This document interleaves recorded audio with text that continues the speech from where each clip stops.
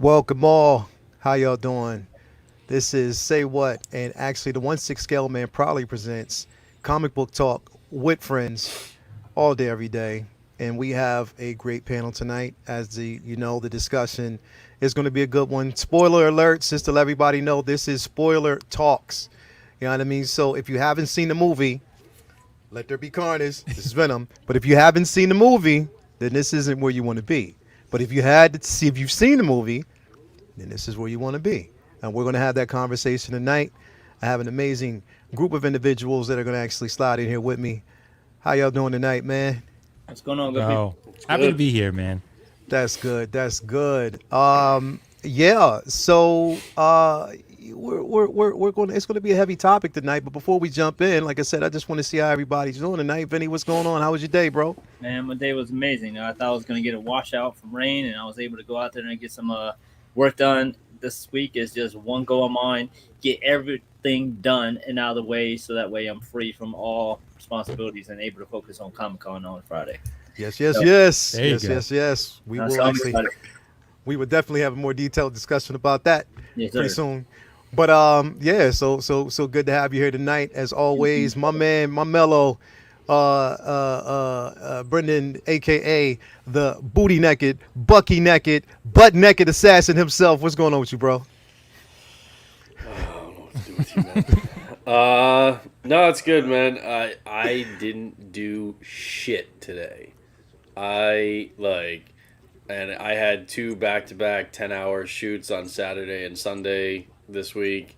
So today I had just earmarked to not have to do a damn thing, and I just I slept.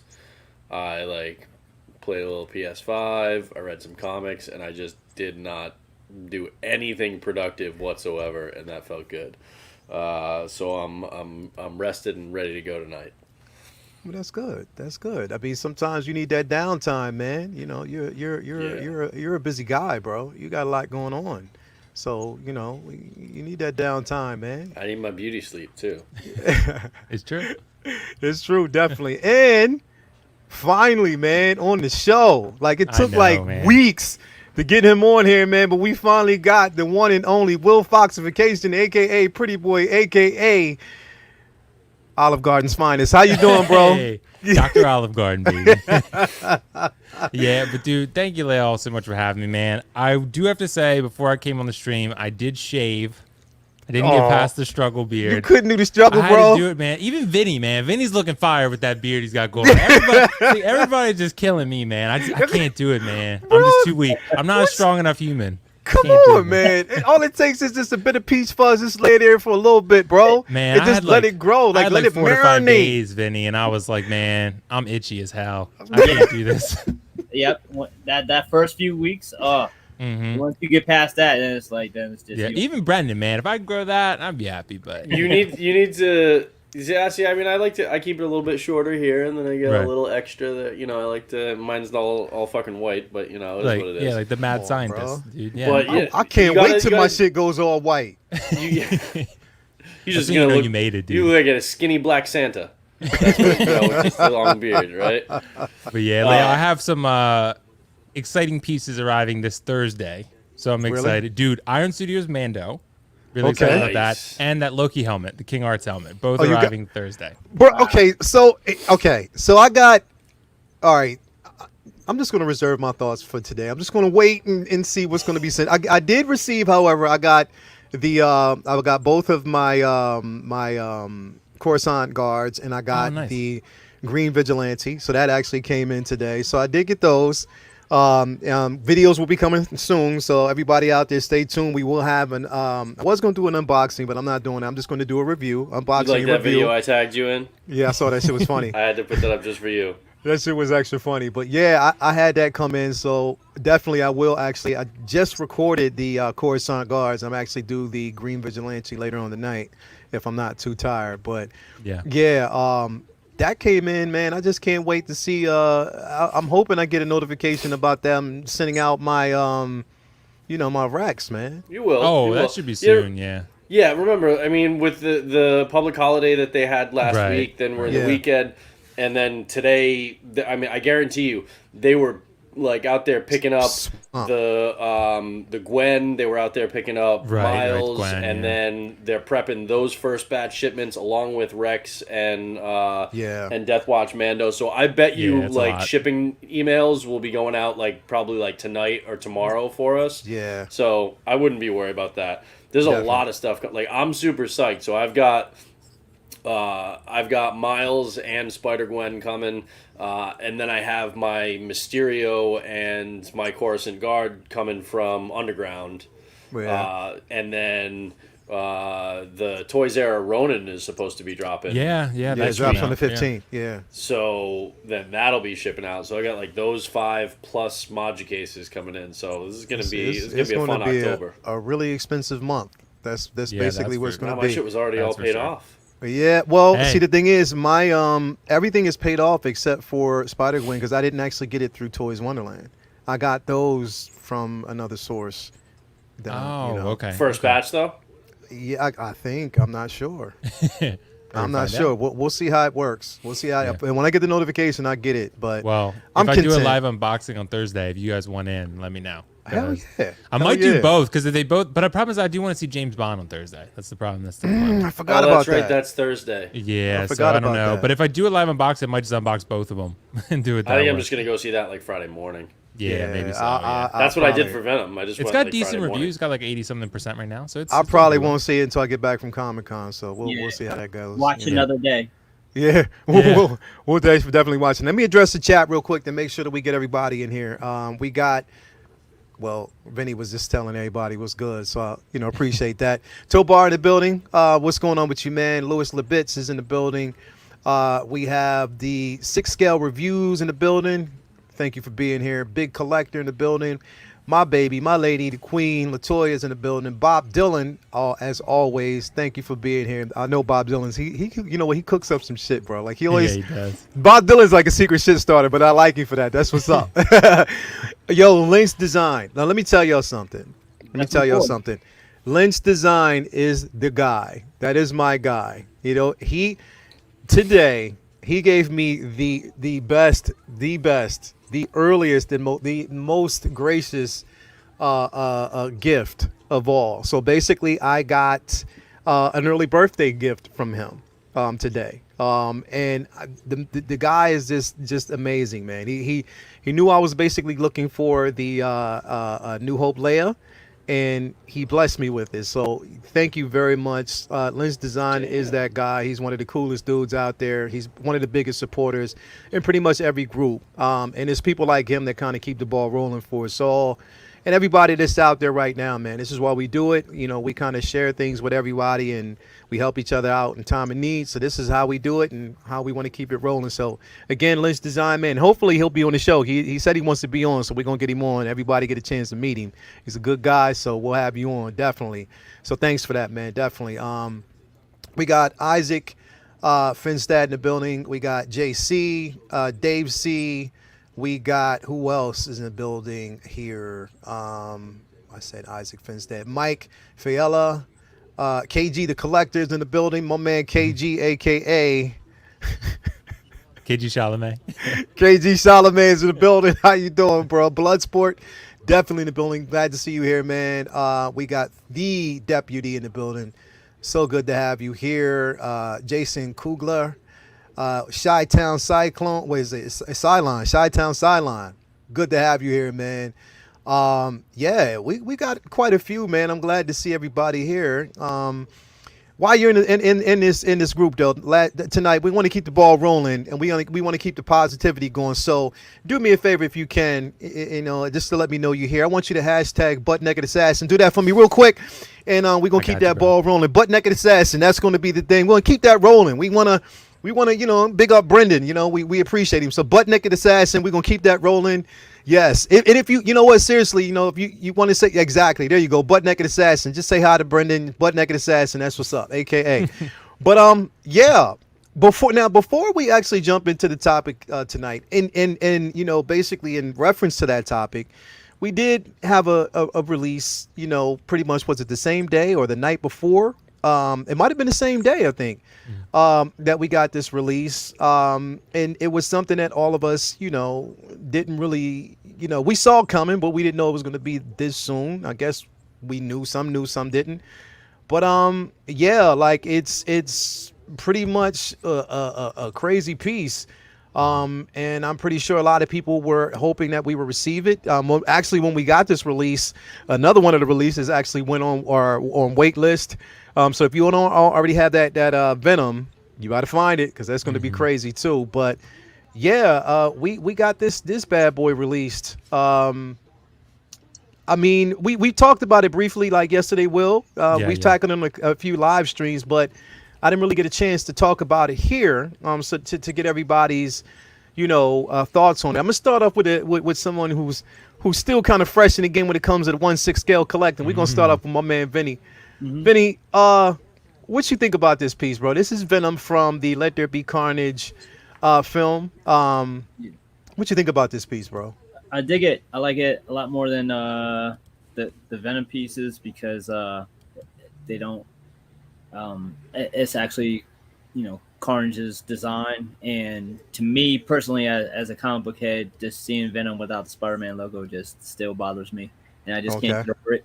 So, but that's Carnage, So there's no ifs ands or buts. That's Carnage. I love how tall and huge the figure is, and I know it's definitely one of the talking points of the piece is the size of it, and I'm sure that a lot of the collectors who have picked this up are going to come up with amazing things to do with the piece. So I'm sure everybody's chomping at the bit to get it in their cases and have fun with it, for sure. Definitely, man. Definitely.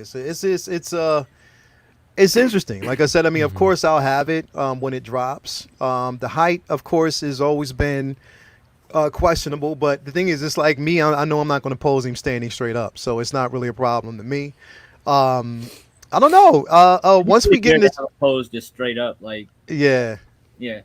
Yeah. What now the thing is, like, oh well, Vinny, like, who knows, bro? Like I said, especially considering the simple fact that once we get the spoiler talk, what we got with that post credit, anything is possible. We might end up seeing, right. But I mean, for the figure that they have now, I mean, unless you pay it, that's not Venom. Yeah, true. Gotcha. Now I feel you though. Will, again, once again, we're talking about this, and I know you basically said you pre-ordered already, right? Yeah, I did, man. I'm really happy with how this turned out, honestly. I mean, I did like the film. We're going to get a little bit more into that in detail, but I think this Carnage is really good. The visible joints aren't ideal, but I think they're actually done in a way it's very discreet. It's not very noticeable. I don't look at this figure and think visible joints. That's not the first thing I think of. The fact that you get 3 head sculpts, really, because you get 2 different Carnage head sculpts. You get a Tom Hardy bust with a half Venom, half Tom Hardy head sculpt. That's really the selling point. In terms of getting, like, beyond just having a Carnage, that's the secondary selling point, I should say, because this figure has a ton of presence. It really does. It's almost 17 inches tall. It's bigger than Thanos. And if anyone's ever had a Thanos in your collection, you know that boy is beefy. He's big.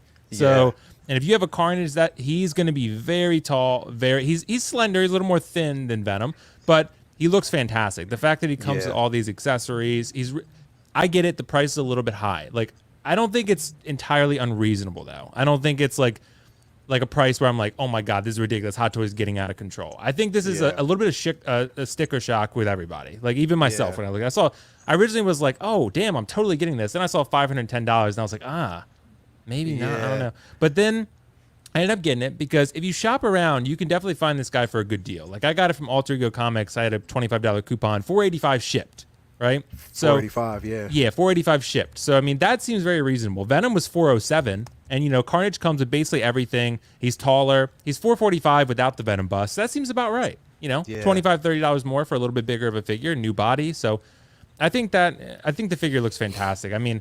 And like Justin's preview video I saw and other preview videos where like people were showing the figure in person, it looks incredible. I can't even really notice the joints. I think they're less noticeable with this than they are with Venom, actually. Yeah.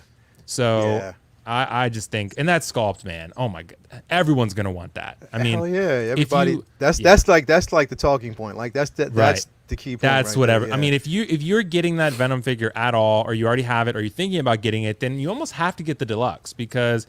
Unless you just don't care about this sculpt and you're never going to use it, but I'm definitely going to use it. Minimum, I'm putting it on the bust. So it's really, really good. I pre-ordered the Venom figure. I went back and did that. I got one from Pop Culture Zone. They still had some. So I got one, and I'm really excited. I got this pre-ordered figure on pre-order. I just think it's really cool. I get the premium format is fantastic. It's a little bit more, but that one looks great. But I just would rather go for the Hot Toys because I want that Venom sculpt. So, and the figure to me still is amazing. This is one of the best figures I've seen announced in a while. Honestly, I really like it.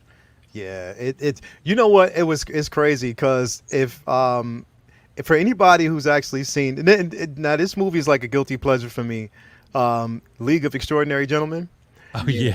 This so remember in the very end when the one soldier he overdosed on the medication and became like this super big or super huge.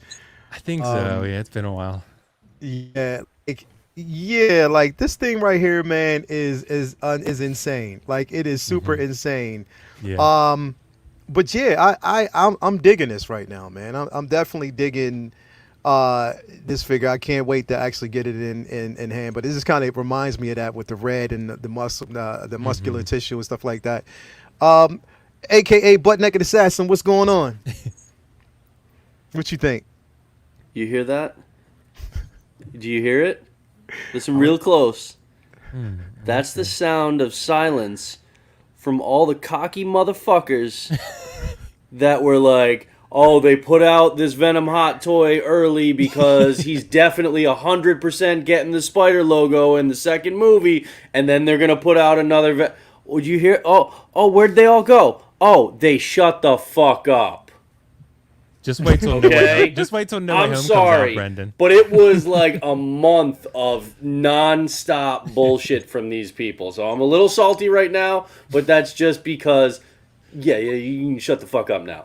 That was just irritating, okay? Like, we'll discuss the post-credit scene, you know, and the larger MCU implications, which I'm not thrilled about, to be perfectly honest. We can discuss that after we like get into the meat of the movie first, but yeah, this figure looks amazing. And the bottom line, and as we get into more of the movie was for the most part doo-doo stew, but I got what I wanted out of it, which was like a solid like 5 minutes or so of really badass Carnage Venom fighting footage and an awesome collectible. That's all I was expecting to get out of this. And that's all I got. And so I'm cool with it. The Tom Hardy, sculpt on that Venom bust, that is why they pushed out the Venom figure early. Okay? Yeah. So that people would buy the Venom figure and then they would end up putting this out and you'd see, oh, now we get this. So now people who bought the Venom one or who were on the fence and now they're going to be pushed to do it are then most likely going to get the deluxe of Carnage so they get that sculpt and that bust. Yeah. That was the plan all along. It had absolutely dick to do with the Spider logo. Yeah. Okay? So that's, and I love this Carnage figure. It looks great. As far as the size, I like that it's bigger. Okay, it's movie accurate. They didn't really give a good solid reason for why he got so big, but remember, like at that last battle when he killed what's his name, he said like upgrade or something like that, and he like grew as now. I'm not saying that's like that's good. I think that was like a piss poor plot execution. But that is what happened in the movie, and that's why this figure is bigger. They basically just leveled him up because they wanted him to be more menacing, so it made Venom the underdog. That's essentially. Because they didn't build out the two characters the way they should have been built out and the way they were built out in the comics, where you don't need Carnage to be so much bigger than Venom to be menacing and to be and to be that formidable foe for him. It was just Sony's doing Sony's thing, when it comes to movies. So I don't love it, but like I understand why the Hot Toys is so much bigger. The Carnage one versus the Venom one is so much bigger. And in the display, it's going to look good because, truth be told, like you said, like, I'm not going to have them standing upright side by side in my display. They're Yeah. going to be posed in a cool action. I'm going to have one of my Spidey, probably the classic suit Spidey when that comes from the video game, for the Hot Toys. That's I'm going to build a display with that. Yeah. But yeah, I'm super psyched about. I'm definitely getting the deluxe. I'm super psyched about the Venom. What you guys talked about with the sticker shock about it being so expensive. I get that, but it also makes sense to me, Yeah. given the fact that this is an entirely new body. They didn't Exactly. use the same body that Venom. Obviously, you shouldn't, right? But they didn't use the same body for Venom, and they're not going to use this same body for any other character.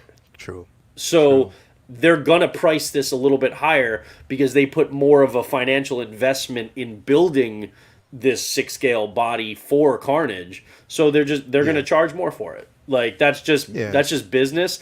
It sucks when, as far from a collecting standpoint that it's as expensive as it is, but it's not like outlandish. It's not like some random, crazy price where you're like, why the hell is it that much? Like, Right. when you think about it, it makes sense. They can't reuse this sculpt and make a bunch more figures with it and make more money off it. So they've got to maximize the profits that they can make out of this one. So, it is what it is. I'm happy with it. And then, we'll get into the film as we do. Yeah. And real quick, we got a super chat from my man Lynch Design. Thank you, bro. Much appreciated. We do appreciate that. 1999 from him. Best crew night right here. Deep breath, Brendan. LOL. Hit the like, guys. Definitely, man. Just hit the like button on this video if you're in the group and you're watching. Definitely hit that like button. It's going to be a really interesting discussion tonight. But yeah, like I'm getting it. I know pretty much all of us here. I'm gonna make Vinny get it because I know Vinny's gonna get it. He's gonna like it. Gonna give it once he comes down because he hasn't actually come down to see the exploratory down here. So once I get him down here, it'll change his mind.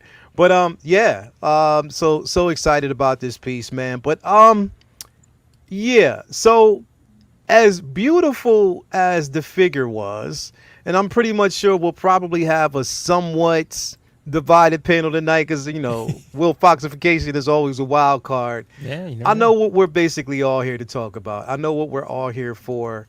Pretty much is to discuss this film. Pretty much as we can in detail, just to kind of get an idea, like just from everybody's talk. And it is a spoiler. Like I said, again, it's a spoiler talk. So whatever we're saying right here is strictly spoiler talk. So. Yeah, we're here to discuss none other than Venom, Let There Be Carnage. I know I have mixed thoughts about this film. It is basically, and this was directed by, I keep forgetting his name. Andy Serkis. Andy Serkis, who is an excellent, actually, he's a real good actor. He's a good character actor as well. If you don't know who he is, he's basically, he was in Black Panther. As well. He was in a couple of different films that you might have actually seen. Lord of the Rings. Yeah, he was, basically in Star Wars. Star Wars as well. So, he's done a host of different things. And he tackled the job of directing this film. Now, I'll say off the top, it is a step up from the first. It is a step up from the first film, in my opinion. Again, as it was mixed for me because, like I said, I felt as though the film had some pacing issues, from the jump, and where we actually, kicked it off. Of course, we got Eddie Brock, who's now bonded to the symbiote, Venom, and me myself, I felt as though it was like an hour and 30 minutes. It's like hour 37 or something. Hour and 37. I felt as though it should have been at least, I would say maybe hour 45 or even maybe like 2 hours, to be quite honest. And that's because, in my opinion, I felt as though it needed to have a bit more. It should have been fleshed out a tad bit more. The characters, to me, they're introducing new characters, and it just. I don't feel as though they've actually touched on certain things like they actually should have. Vinny, I'm gonna pass it to you first because, like I said, I know I have my thoughts. But how did you feel about just the film as a whole? We're gonna tackle scene by scene, but like as a whole, like what did you feel about it? Uh, the sequel's tough for me because the premise initially I have such a huge problem with. Like they obviously veered away from the origin of it, of Venom coming as a result of uh, attaching to Spider-Man first, and that's a huge shift from a source material, which is done all the time in comic book films, and sometimes it's done with a creative twist that's very interesting and new to readers and fans alike, and I usually don't have a problem with it. But some origins are just so married to the source material that when it's changed, it's just really tough for comic book readers to, it's a tough pill to swallow. Mhm. And then the first movie was, uh, it felt like a sci-fi movie that just used the name Venom, and so much of Venom's uh, mannerisms, his fighting style, his powers, his look, come from adapting to life without Spider-Man, and just so without Spider-Man and having all those attributes, it's just tough to watch, and those character traits of the first film aren't there for a lot of people who are just the average viewer, and that's what they're counting on. So that's set aside. There's nothing that Andy Serkis could have done about that going into this film.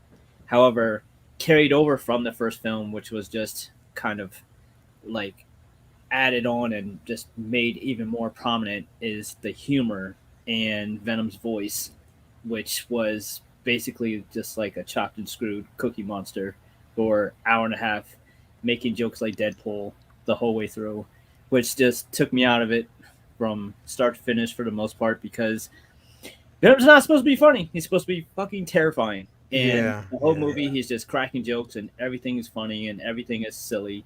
And this is a creature who wants to eat humans' brains in order to survive. And he's just making like jokes the whole film. And it's just, to me, it's just obviously just silly, and it's not for me. However, I try to enjoy it anyways. And when I did enjoy it was when Carnage finally showed up. The Carnage character design was fucking spot on. yeah. I love the visuals of everything that they did with Carnage. Carnage was incredible. And then even with Carnage, we were given a PG-13 film where he has motivation and feelings and uh, human traits, as opposed to being a thoughtless, mindless, just absolutely batshit crazy serial killer who, even in comic books, when I was 14 years old, reading him killing children and babies and anything. And one of the most famous lines is a guy on the street asking him, "Why are you doing this?" "Because I can." Hmm. There's no motivation. And in this film, like his killing was purposeful. It was a lover's thing. He was trying to free his girl. He had a purpose, and it was just a huge just you know deviation from the source material in every which way possible. But what I took from it was cool as Carnage versus Venom fight scenes. Like Brendan said, that's the only thing I was hoping for going into this, and I kind of was expecting to to not really be thrilled about the rest. Was hoping to be wrong, but it wasn't. But at least we got some pretty cool fight scenes. I'm looking forward to at some point when it's just on TV or whatever, hearing it with the surround sound properly, and getting to see it on at home theater experience. But other than that, they even took away the possibility for maximum carnage by killing him. Yeah. It was just like they figured out every way to trip over themselves they could. So it was a tough watch for me, but there were some cool. There was like 8 minutes of cool Carnage fight scenes to take away from it, and a night out the house. That's about the most I could say positive about the Venom 2 experience. Sorry. Yeah, yeah, that, yeah, I can, definitely echo that. Will, but you're a little bit different on this one, man. So I Yeah. mean, and that's why like I have you here because, like I said, I wanted to hear your views on it. Yeah. I mean, because I know you liked it, and it it wasn't a tough watch for you, but what did you feel about it like overall? Yeah, man, it's interesting because I feel like, and Brendan and I think have talked about this, and we always mention it, like Last of Us, right? That's the one I always come back to because I feel like anytime, like, I feel like someone who goes into a film or a game or whatever with like really strong expectations of what a character should be or what the film should be, then like if it doesn't go that way, you're inevitably going to be disappointed, right? So like that's how I was with Last of Us. Like I'm such a big fan of the first one, and I expected the second one to go one way, and it didn't, and I didn't like it, right? So that's just how it goes. So like I think you guys are coming at it a little bit differently than me because I don't have any comic knowledge. So I've never read a comic before. So like you guys have expectations for what Venom should be, what Carnage should be, what the storyline should be. So if it's not faithful to the comic, then it's not quite as good in your eyes because you have such a strong connection and love to that source material, right? So that's why I think I'm coming at it a little bit differently. Like I'm looking at it just as like a film overall, not looking at it as an adaptation really. I'm looking at it as just a film, and I agree with you, Vinny. I do think this movie is flawed. There's no doubt about it. Like I think I don't, like someone said in the chat, this is not on the level of Shang-Chi. It's not even close. Like Shang-Chi is, I think, one of the best superhero films ever, in my opinion. And I think this is like a good film. I think this is solid. Like I had a fun time with it. I didn't regret going. Like I gave it an 8. I still stick with that. I give it an 8 out of 10. Like I enjoyed it. You guys are right though. The pacing is really bad. No doubt about it. It moves way too fast. And I want to make a correction. It is an hour 30. You were right. It's 90 minutes. So it's actually 7 minutes shorter. An hour 30 is not long enough for this film. No. It's just not. No. This should be probably a 2-hour film. This should probably be a 2-hour 15 tops, but something in there. I'm not sure why they cut so much or maybe made the script so short, because I think there was a lot of meat on, they left a lot of meat on the bone, in other words, because I just feel like there's so much with Carnage that was, like Vinny said, underexplored. I think Cletus Cassidy, there's times where they try to make you feel sympathy for him, but it's just not earned. Like, it's just, there's nothing in his past that's really explored in enough depth to really make you feel that for him. Like, there's nothing in Cletus Cassidy where I'm like, yeah, like, I kind of see, like, he had a rough this and that. Like, there's, like, one scene here and there. It's just not enough. It's just not enough to make you feel anything for him. But Woody Harrelson killed it. I loved Carnage in the film. They're honestly, one of the things I said in my review, like, I do feel that Venom is not enough in the film in action. Venom is there, like Vinny said, cracking a lot of jokes, interacting a lot, and I like that. I like that Venom's a little bit more humorous because I get he's supposed to be more so of a pure villain, like he's serious, he's not a jokester, right? So, but in this film, they made it more MCU like. That's clearly what they went for. They went for a more MCU type of film with a little bit darker of a story. That's kind of what they did. Then they turned Venom into, like Vinny said, like kind of like a toned down Deadpool. That's pretty much what they did. But it worked for me because I thought Venom was really funny in this movie. I really liked Venom a lot. But I do, like in the first film, there were a couple fight scenes where you got to see Venom kick ass, right? And then in this one, you only see that at the end when he fights Carnage. And he mostly loses. So it just kind of, that was my only disappointment with Venom himself. But overall, I liked the film. I thought all the performances were great. In my review, I totally messed up. I called Naomi Harris Naomi Watts. So I don't know if anyone caught that, but if you go back and watch the review, I did say that. My brother pointed out. I was like, yeah, I really messed that one up. But it's already up there now. I'm not changing it. I mean, it is what it is. But she was great. Shriek was really cool. She was underexplored too. I get also, I would like to see more Carnage, like Carnage committing Carnage. Like I would have liked to see more of that. And I would like to see more of maybe him and Venom interacting more besides the climax. Like see him and Venom fight in the city or something, and maybe Venom have to protect someone or something like that, right? Yeah. Something a little more exploratory. I think Tom Hardy was a lot better in this film than he was in the first one, but his character is still extremely underdeveloped. Like there's just not a lot there to work with. I really liked him in the film, but I do think Andy Serkis as a director is questionable because the only other film I've seen of his was Mowgli, which I thought was awful. So this one I really liked, though. This one I did enjoy. Like I said, I still give it an 8. It has flaws, but I do think the fight scenes are incredible. Venom's really funny. Eddie and Venom work really well off of each other. So I really like Carnage. I like Woody Harrelson's performance. I thought it was fun, funny. So overall, I'm happy with it. I did not like the first one really at all. I think this is way better in my opinion. So I really like this one. The villain's better. Venom's better. He's more funny. I feel like they will hit more of their stride, but it's not perfect. It's a step in the right direction, but for me, like I said, I didn't go in with as much expectation for what Venom should be or what Carnage should be. It just kind of like, I just go with the flow of it. So for me, I'm more maybe with the audience they were going for. I don't know if they were going for as much diehard comic readers. So I think they were going for probably more people like me who just enjoy the movies for what they are. So, but yeah, like I totally get where you guys are coming from. But I really enjoyed it. I give it an 8. I think it was well done overall, but it's not without issue. It should have been like 30 minutes longer. Yeah, definitely. My man, so because Brendan, cause it was crazy. Brendan hit me up like extra early on Friday, bro, because he must have actually gone and seen it before I did. And so he hit me up. He was like, "Yo, did you see the movie yet?" I was like, "Nah, not yet." He said, "Okay, well, I'll reserve I'll reserve my comments until you've actually seen it." So I was like, "Yo, I couldn't wait for the night just to hear," because we talked a little bit about it briefly, and I think we kind of felt somewhat the same. But yeah, Brendan, let me hear what was your feelings on the film, bro? First, apologies. It just started like torrential downpour right outside the window, right next to me. So you might hear a little bit of that. Oh, yeah, okay. Oh, nice. That's cool. Let's start positive. Let's talk about the really good things. Mm-hmm. My chair was really comfortable. Oh my god. I got great parking. Did you get popcorn? So I had good, not popcorn, but I had good snacks. So that Okay. was a plus. There I you had go. I had good snacks. I got a free popcorn, so maybe that's why. Yeah. I enjoyed the shit out of the Buttered previews. up. Previews are really good.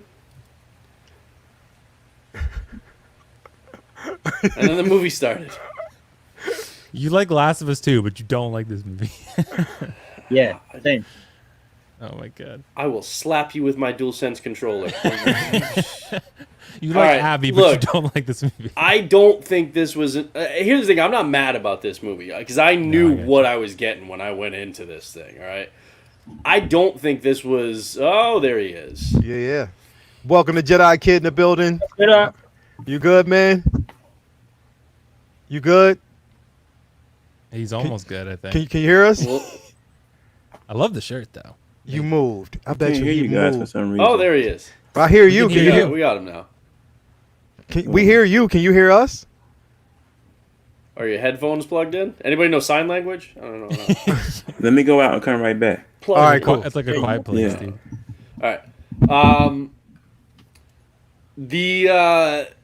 I don't think this was an upgrade over the first movie, and I didn't think the first movie was great. Definitely a better villain, and I mean Riot was basically just like a carbon copy of Venom in that first movie. So when the action was going down, you didn't really know which was which at certain Right, shots. yeah. At least in this, like Carnage looked badass. That I give them credit for. Carnage looked great, but Fellas. there he is. Can you hear us now? Yes, sir, I hear you. All right, Okay, good. Okay. All right. Go ahead, Brendan. So, Carnage looked really cool, but you guys said like, do you think this needed to be 2 hours? No, No, because I don't think the extra half hour would have made it any better. it'd have been 50. So let's just cap it at an hour and a half. I was glad when the movie ended.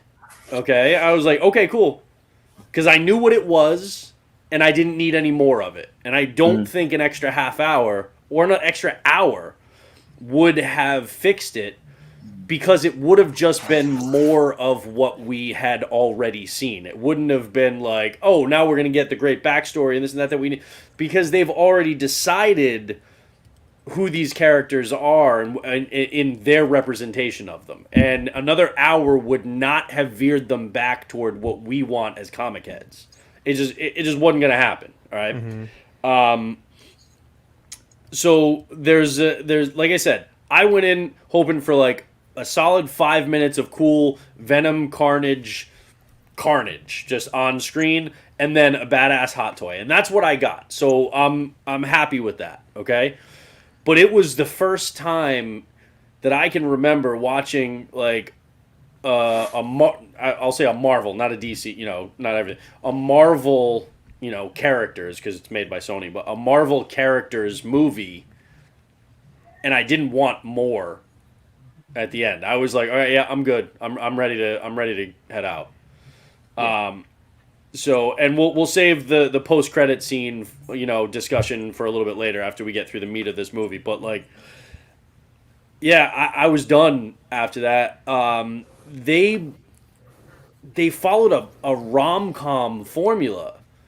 If you look at it, it's like we revisit the characters, and then there's just some random hijinks, for the first bit. And then they have a fight, and they go their separate ways, and then they're all upset, and they have to reconcile, and then they come back together, and they make up, and then they overcome whatever obstacle.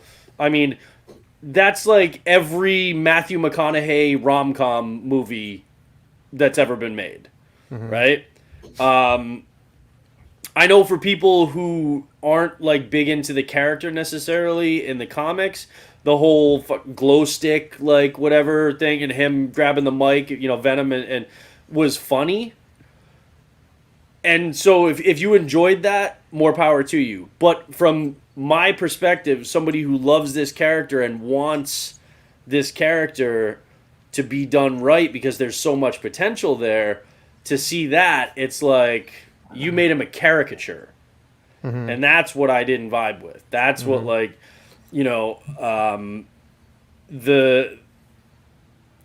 they leaned into that comedic element that they had in the first movie. They basically steered right into that even more for this movie.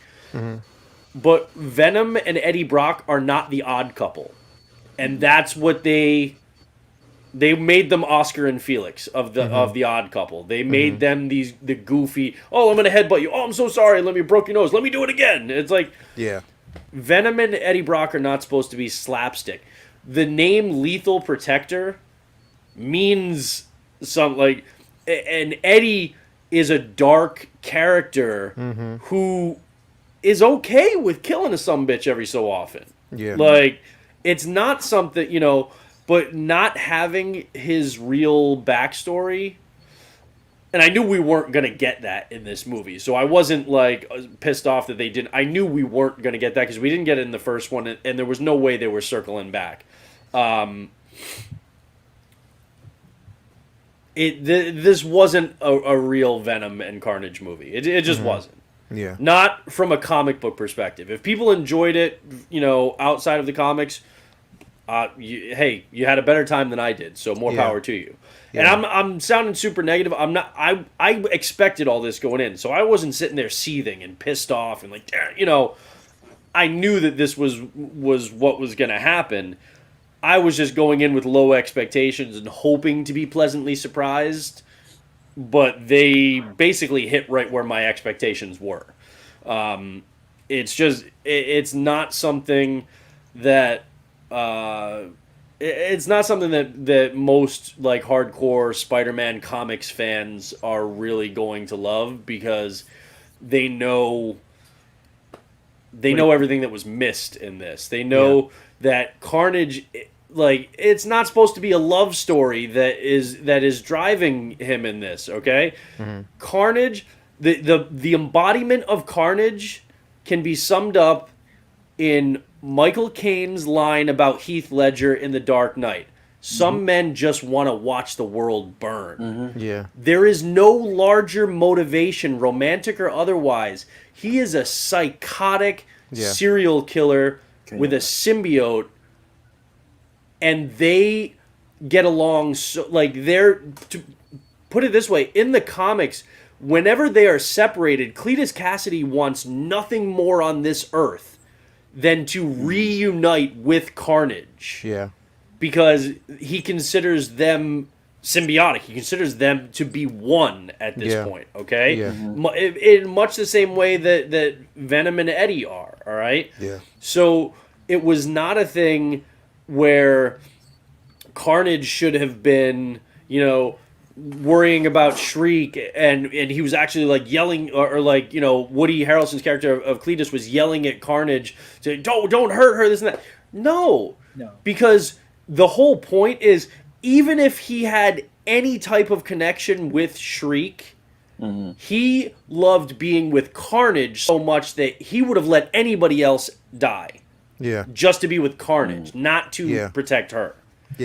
So it's just that thing where they took the skin, basically, and they put it on something that wasn't really Venom and wasn't really Carnage, and then gave it to us, and, I mean, we all paid to go see it, because we were hoping that it would be better, and it wasn't, but we got what we got, and, that's what it is. I bought a Shang-Chi ticket and went into Venom. I went for my money. So, Jedi Kids, you saw the film, right? Yeah, it's a kids movie, man. It's a kids movie, bro. I don't want to be the negative goose in the room either, but it's a kids movie. I've been turned off since the first Venom, to be honest with you, because that's not the story I know from the comics, as far as no Yeah. Spider-Man being involved and everything else. So I kind of went in with the same expectations, like, oh, I just want to see it and get it over with. You know what I'm saying? But Yeah. it's a kids movie, bro. Yeah. Yeah. All the lovey-dovey It. stuff from Cassidy. It needed to be Cassidy's a R. psycho, bro. Needed to be Yeah. R. Yeah, Yeah. like Cassidy don't give a damn Yeah. about nobody else, but like you said, the symbiote. All he wants to do is kill. That's Yeah. it. So it's Yeah. like to see this gushy movie, bro, and it's like still. And I won't talk about the ending, but it's just like now you go back to what it's supposed to be. You know what Yeah. I'm saying? I'm trying to talk around the secret ending. You know what I'm saying? But it's just Oh, like, we're gonna get there. We're We're gonna gonna get talk there. about the We're gonna talk about it. We'll get there. post-credit scene. are we gonna talk about the end that. credit scene? We'll Yeah, we'll we're get gonna there. talk about We'll that. get there. We'll get there. We'll get Okay, there. all right. But it's just like I've been turned off since the first one. The first one was okay, but this one was just it's a kiddie movie. It's a kiddie movie, bro. Yeah. I didn't take my Yeah. daughter. I should have, because it's like, she could have watched this. Yeah. So it's like, Yeah. I'm Think just about all I the don't people he know. killed. Lots of them were just like inmates and like Yeah. guard. Yeah. I can't remember him even killing any civilians. But also the guard from the trailer, the one scene that looked like, oh, this is gonna be like It really looks Carnage, like hard, Venom, huh? where Yeah. the tongue goes up and then goes down the Yeah. guy's throat. Yeah. I thought Yeah. that like they just didn't put it in the trailer, but there was gonna be something after that. Instead, Mhm. he just takes his tongue back out, no blood, no nothing, and then the guy just falls to the ground. I'm Yeah. like, wait, that was like the big kill scene That we was were it. like, what? Yeah, PG-13. There was nothing there. Yeah. There wasn't, and I Yeah. think the biggest thing that I took away from it is number one, I love Shriek as a character in the Yeah, book. Shriek was dope. Yeah. Shriek as a character in the book has a lot, and the thing is, And Naomi is great as an and actress. Naomi's great. Here's where they okay. So from the very beginning, them as kids, when we basically see them as children, both Cletus and her as a child, and they hint around the simple fact that she says, they know about the power, they've discovered it, and it's getting stronger. There's so much backstory behind that they didn't even touch. The They audience missed it, had bro. no connection to that. Nope. No one knew. You know, no and one it knew was any so of- bad. they It didn't know- reminded me of Nicolas Cage and Ava Mendez in Ghost Rider when they like were in the tree and carved their name in it too. Totally. It reminded me of that, and that's not Yeah. good. And that's What here's the natural born killers. yeah, just like Total that. But miss. see, that's the thing is, it was a total miss because number one, as you said, look, when it comes to Cletus and Carnage, number one is this: they are so alike, they are so bonded together that whatever decision they are a hive mind of each other. Yep. So there's no. Well, no, don't kill her. No, I'm going. No, there's no deciding factor there. There was never a decision that needs to be made because Cletus would have done it without hesitation. If it doesn't fulfill his purpose, he is a murdering. Everyone, and this is the thing is, even when in prison, everyone in that prison would have died because he would not have left until everyone in there was gone. Right. That's the thing. That's how much he glorifies death, blood, pain, and carnage. Yeah, That's no exactly doubt. what it is. Yeah, no like he glorifies that. That's like a religion to him. And they Yeah. didn't give it to. It's like, okay, I'm gonna give you an example. What they did to him in this film is the same thing that they did to Venom in Iron Man 3. I mean, no, Spider-Man 3. It's the same thing that they Raimi's- did. yeah, They nerfed this character to no end. It looked great, but they nerfed the character like to the point where it really had zero substance. And then, and spoiler alert for everyone who hasn't seen it, and you're here again, I gave you my warning, to kill him, that made absolutely no Yeah, I didn't like sense that. Like, That's one thing. I what? didn't. whatsoever. And you take away Like, the you kill possibility off- of back to Carnage. Yeah. It's you take away the possibility of, first of all, Venom shouldn't have been able to beat him. He should have needed Spider-Man in a future movie. And even if they had Right. wrapped it in this, how is there Right. not at least one or two fights? He fought Venom just once. There should have been Venom, Carnage wins, then Venom wins, and then they have like some kind of draw where like they can't find Carnage. Right. Set up a super movie. Carnage, it's like To kill him off. yeah, Carnage is it. That's his guy. That's a a very important character to the mythos to have. And they didn't kill him off in a way that was ambiguous. Maybe he's still around. They literally had him kill Cletus, like on screen. Mm-hmm. So it wasn't even maybe he's still alive in the river. So stupid. Probably the stupidest thing they did in the whole movie. Yeah. And there was a lot of stupid shit in this movie. I facepalmed so hard when they just had him like bite his head off. It was just like, dude, could have. I was shocked, dude. Yeah, it just zero. It was such a Completely tone deaf of what they had and what they were working with. well, it proves that Sony has no idea how to use great actors like Naomi and like Woody. All right, because here and so that's one of the biggest travesties in this whole movie is that they've got a good cast and they know nothing about how to use them, and you know what and that tracks in with them killing Carnage, to that post-credit scene. So I'm just gonna dive into this right now. What I'm gonna say here. I don't like this post-credit scene because I don't want this iteration of Venom anywhere near my MCU. Hold up. We're going to get there. I want you to hold off on that. I want you to hold off on that. All right, I'm not gonna be able to hold off much longer. So you guys, I'm just saying, like, at the scenes. just hold off on it for right now because my thing is this. One of the things that they did, because I just want to tackle it by certain scenes here, because for those of you that don't know, the cop in the comics, the cop is supposed to become So cop is supposed to become Toxin. Toxin, right? Yeah. He's supposed to become Toxin. So we saw a slight hint of that. But if you are not a comic book fan, and here's the thing, this is where the source material was needed, because no one in that theater when I was there understood that part. Nope. Right. No one understood. It was like, well, yeah. why did his eyes glow, or what did he become?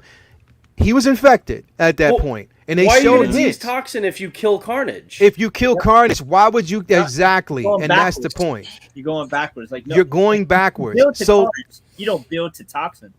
yeah, you don't build the Toxin. It makes no sense. And then you don't build to Shriek, to tell you the truth. Yeah. Because you're completely going backwards. You had a chance to show it, and you just didn't do it. But you also know that it was just a little Easter egg like dropped in there because they didn't have it was a no-name actor who was playing Mulligan. It wasn't like at the end of the first Venom where they had Woody in that post-credits scene and it was like, oh, and he's going to be Carnage, right? It was just some random dude that nobody knows who was playing Mulligan, which means they're not given any real consideration to Toxin. Right. It was just dropped in there for the soul here, because here's the thing: people who don't know, and people who do know are going to be pissed off that they just wasted that. So it literally serviced nobody and no purpose. I saw that. I'm like, wow, wasting Toxin like that. They're just picking them out of a hat. Yeah, it's just to like say that we threw in some comic book Easter eggs. That's all it was for. Yeah, I think the thing is, I couldn't understand it, like, because I'm like, all right, cool, they got Mulligan in, so I'm guessing at this point we will finally see, I'm guessing this is where it's supposed to go, but it didn't. It missed the plot. Like it didn't go anywhere. There was no even references to it, because the thing is, again, source material is always important for people who really want to know a lot about these characters. The books are out there. You can find them. Yeah. But Toxin is basically a spawn of Carnage in so many different ways. In so many different ways. So, and they never really touched on that. The thing is, there were so many opportunities in so many ways to kind of dig themselves out of a hole they were already heading towards, and they just didn't do it. Like, they missed the plot on it. And on top of that, you have to double down on the simple fact that the pacing made no sense, because you were probably not even connected to a single new character, because the pacing went so fast. You never basically understood Naomi Harris's, you never understood her character's motivation. You really didn't. There was no understanding there. Like I said, it was for kids. They figured whoever's the bulk of the audience watching this would have a low attention span. Get in, tell your jokes, have an action sequence, get out. Yeah. Right. Why? Yep. You know what Sony should have done? Is they should have had the writers from Insomniac Games write their Venom movies, because Insomniac knocked out Spider-Man in 2018, Yeah, Miles they sure Morales the game, and now Yep. they've got a Wolverine one and Spider-Man 2 where they're introducing Venom, and I guarantee you, without a shadow of a doubt, Insomniac will do a better job with Venom than Sony Pictures has done with 2 films. Yep. The biggest villain in this film is Disney for not writing a blank check Oh, 10 you're years right. ago and not having to deal with this. We shouldn't even be worried about what Sony is doing or not doing with the film. We shouldn't be worried about custody agreements, making that McDonald's every weekend to hand off kids and share movies and have little meetings and figure out how we're going to share Spider-Man for this movie or Iron Man for this movie. It's all bullshit, and I'm so sick of Sony having to have their hands on these characters where Disney could have took care of this issue a long time ago. They've gone out of their way to make sure they got every other... I don't think Disney would ever be able... I don't think they'd be able to... I think they would have to buy Sony Pictures just to get Spider-Man, because I don't think anything short of that would they sell them for. Now they would. They're not giving them. But 10 years ago, when they were making just, to the point where they were open to working with Marvel, if they had at that point signed them a check for $5 billion, I think Sony would have took it, because at that point it was use it or lose it, and they could have come out with a damn found footage Spider-Man film and it would have made $100 million. Yeah, but Disney had just bought Star Wars for $10 billion, so they for $4 billion, so they weren't going to drop another 4 or 5 on Spider-Man. My point is, if they had, we wouldn't be dealing with this. It's not. True. I understand from a business point. I'm just saying, as a fan, it sucks that we have to watch basically everything else at home now in Marvel Studios, except for Spider-Man, which is so important to so many of us. And there's so many stories that we want to see told, and they're being told from just a neutered point of view, and it's tough. Well, if I may, they also missed it with Sinister Six. That's a big miss to me. And they will repeatedly. I don't even feel like the current Spider-Man films are exactly what we should be getting. No. And that's a whole nother. That's a whole different discussion. That's a whole different topic. Yep. But what we're seeing here is them saying, like, we don't need Disney for these offshoots like Venom and Morbius and all, and it's going to keep coming because these films, a lot of the regular fans don't know the difference. They don't know that it's not Marvel Studios. A lot of fans just see Marvel and that's all they know, and they feel like, oh, it's Venom. It's fine. They're going to go, and these movies are making money, and it's gassing Sony. I have zero hope for Morbius now. It's gassing Sony up to keep doing these films like this without Marvel Studios' input, without Feige's help, and they're putting out product like this because it makes money. I want to point something out really quick to everybody that's in the chat, because this is going to be a discussion, but I want to point something out that probably everybody missed here. Is that Sony, with the help with Marvel, I guess, with their, guidance, whatever, they've given you their first mutant.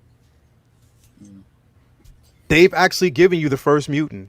They've introduced you to a mutant. Shriek is a mutant. Well, we had mutants we had a mutant in Black Widow. I know, but Shriek is a mutant, and this is what they're giving you. When they said blatantly they discovered her power, but if you know her in her character in the books, she is a mutant. She's a villain, but she's a mutant. And they've done it. Poor representation. I don't know why they did it. They shouldn't have done it. It was the dumbest thing that they could have possibly have done. But they did it. Yeah. And on top of that, when you have somebody, such a veteran actor, beautiful as Naomi Harris, and you don't do anything with it, Will, like literally, Will, like Will, you review films all the time, bro, and we know who Naomi Harris is. Yeah. I mean, now she was, Academy Award nominated character, Moonlight. Actor. Moonlight, she was incredible. You have somebody like this, right? Like at the forefront, like again, Sony, what the fuck are you doing? Like again, it's like you have that in your wheelhouse to play around with, and you missed the fucking. She was my first choice for Domino before Zazie. Oh yeah, she's incredible. Oh yeah, she could have been Domino too. What were you gonna say, Will? Yeah, I'm really interested in this conversation because I feel like, I think I said in my review, like I feel like this is definitely not a film for the diehard comic book fans. Like Yeah. I feel like this is not one for you guys, to be honest. I think Yeah. this I is agree. one, like I'm looking at, for example, like the Rotten Tomato scores. They're not always indicative of an entire audience, right? But the first Venom sitting at an 81% audience. This one's actually sitting at an 85. So both of them were very well received by the fans, and both of them make a lot of money.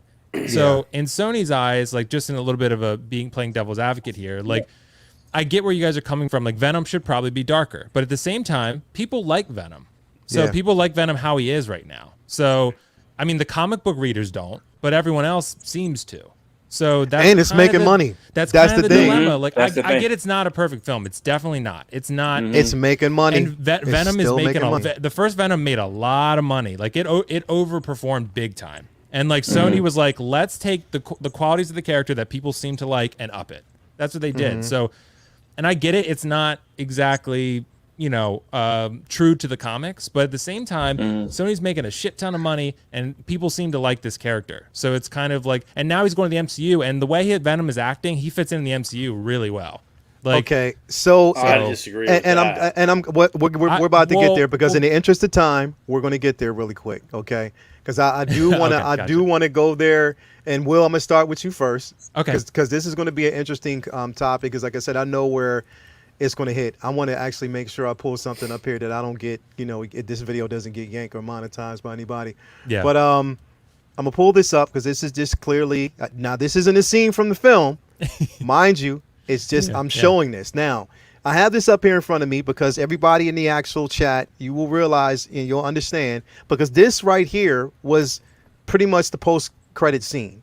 We had Venom, who mind you. Now I'm gonna explain this in a way that people can really understand this because there was a lot of stuff that was floating around. So I need you to really understand this and how it really works.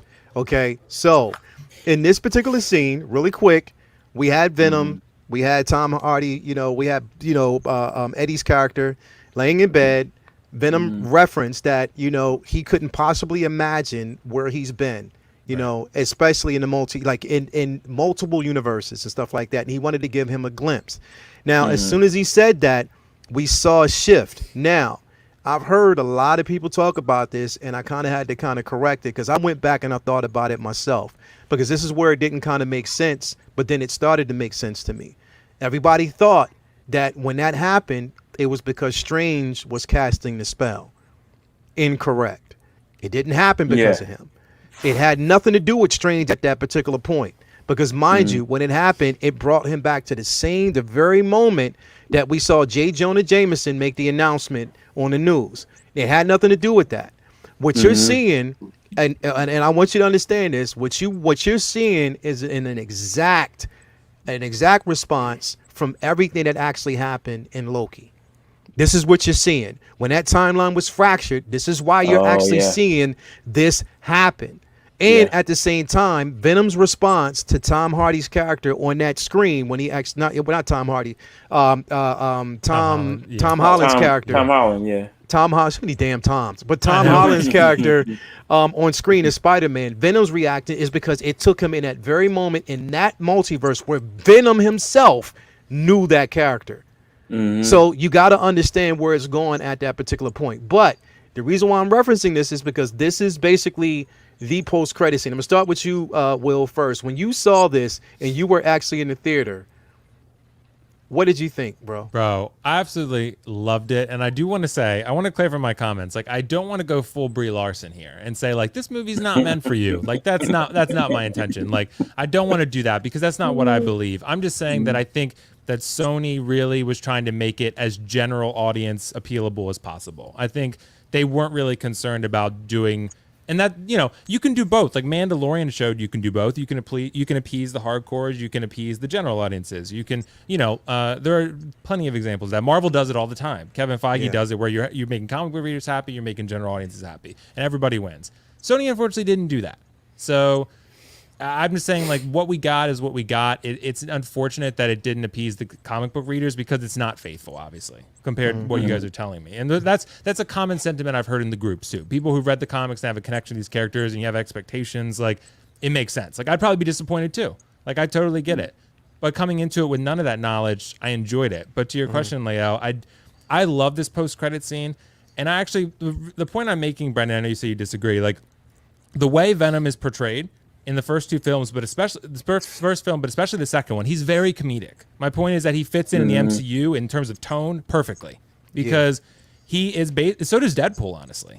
Deadpool does, even though they're going to have to tone Deadpool down. They might do it ours, so maybe not. But either way, like the comedy that Marvel goes for to make it like very balanced, very comedic, very drama, somewhere in the middle, right? Venom fits that because he shouldn't based on the comics, but he does based on these films. So I think he fits in very well. It's interesting, Leo. I mean, I'll trust you on the comic knowledge because you have way more insight in that stuff than I do. Like, I definitely interpret it as Doctor Strange's spell. So that's how I interpret it. So we'll see. I'll trust you on this one, man. I don't know. The Loki thing could definitely time. So. The reason why, and I say this for this specific reason, because you got to look at the timing of how everything happened. Right. When we see in the film, and what we will actually see in the film is an effect. When he meets Strange, it's after it's revealed. But in this film, it takes him to the very moment that announcement was made. This was off of a fractured timeline that actually happened with Loki. Now, mind you, they did this strategically. We saw Loki before we saw everything else. Even before we saw What If. The timeline was fractured in Loki first, and now we're getting everything else. Right. And this is why I believe, and like I said, now, again, I'm going off because I had to dissect this back and forth, just looking at it from everything, watching. Bro, I even went back and watched the last 2 episodes of Loki so I can understand. And I'm like, because I needed to. Because it made me understand that everything shift at that very moment. You see this man in a totally different hotel room, in a room where somebody else was like, what the fuck is you doing in my room? But at the same time, it's just like, yo, he doesn't know. He's like, he has no idea. The symbiote, Venom himself, recognized it. He was like, this guy. So basically, like I said, he knows it, and it's because that timeline was fractured. This happened well before he meets Doctor Strange, bro. Yeah, and this is what we're going to see fleshed out in the in the next film. Because the reason I interpret it differently, I think, is because mostly to me that. Like the way I interpret it, I'll maybe have to go see Venom again. That was not the same announcement that J. Jonah Jameson made in the No Way Home. So that one was different. He was like, Spider-Man's like a menace to society. Like people already know, like he's already outed Spider-Man. So it's not the moment from the post-credit scene from No Way Home. It's an entirely different announcement. So that's how I interpret it. So that's why I think this is Doctor Strange doing, because I think this is current. Like I think this is an announcement J. Jonah Jameson is making, in No Way Home. Like not rather far from home. But this is what I'm saying. If that is what he's doing, the intent of Doctor Strange's that actual that spell that was cast was for everyone at that moment to forget everything, which cast him in so many different multiverses. My thing is, yes, it might have seemed different, but we didn't see. Here's the thing. What we got in the post-credit scene that we actually got after Far From Home, yes, we made that announcement, but we didn't see anything else that was elaborated after. It cut as soon as he made that announcement. That. And, we don't know what else J. Jonah. Such an alliteration. So I can't get it. J. Jonah Jameson. J. Jonah. Yeah. We don't know what else he actually said at that point. J. But this is what I'm saying. It stopped. So we don't know the conversation that was had after that. He just said, and it stopped. That's fair. So this is why I'm saying it makes more sense that it was taken to that very moment. And it makes sense that the timeline was fractured. This is why strategically things are happening. We got Loki first. We got What If. Then we got this particular film. So many different things are transpiring. Actually, no. We got Wanda first, but Wanda had nothing to do with that timeline being. But she did, because everything happened at that moment. At the moment the timeline was fractured is when everything just got effed up. So this is what I'm saying. That's the point that I'm making, is that this is the exact results of that timeline in which now, yes, Peter's going to Doctor Strange to fix, which is going to F things up even more because he don't keep his mouth shut.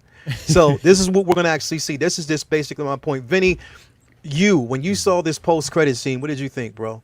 All right, so you know me and my running thing of trailers. So this is like the first time this film has been one of the first times where being Zen mode, completely trying to never see trailers has screwed me, because so much of that credit scene is at least inferred that it might be coinciding with Doctor Strange's spell. And even without having seen the trailer, it's been so spoiled on the internet that I at least get the gist of that's the premise of this new Spidey film coming up. However, like you said, there's so much other multiverse wheels spinning from, and not just Loki, but also Wanda. So there's, I think the reason behind the shift in the room change and what's going on and why not Spidey's there, I'm not sure is exactly explained. Like, I feel like it's open to interpretation at this point. So I'm obviously interested to see what exactly is the reason, because Venom himself is confused too, and I feel like him sharing his mind with them felt like it might have left them susceptible to the shift in time change. So that might have all been coinciding. I'm not exactly sure. At that point in the film, being all the things leading up to it that I'd spoke on before, I was already kind of like checked out a little bit. So I wasn't exactly super excited for the premise of Spider-Man joining the party as I should be, because I feel like it's after the fact. Spider-Man isn't supposed to meet an already established Venom. Venom comes from Spider-Man, so it's tough.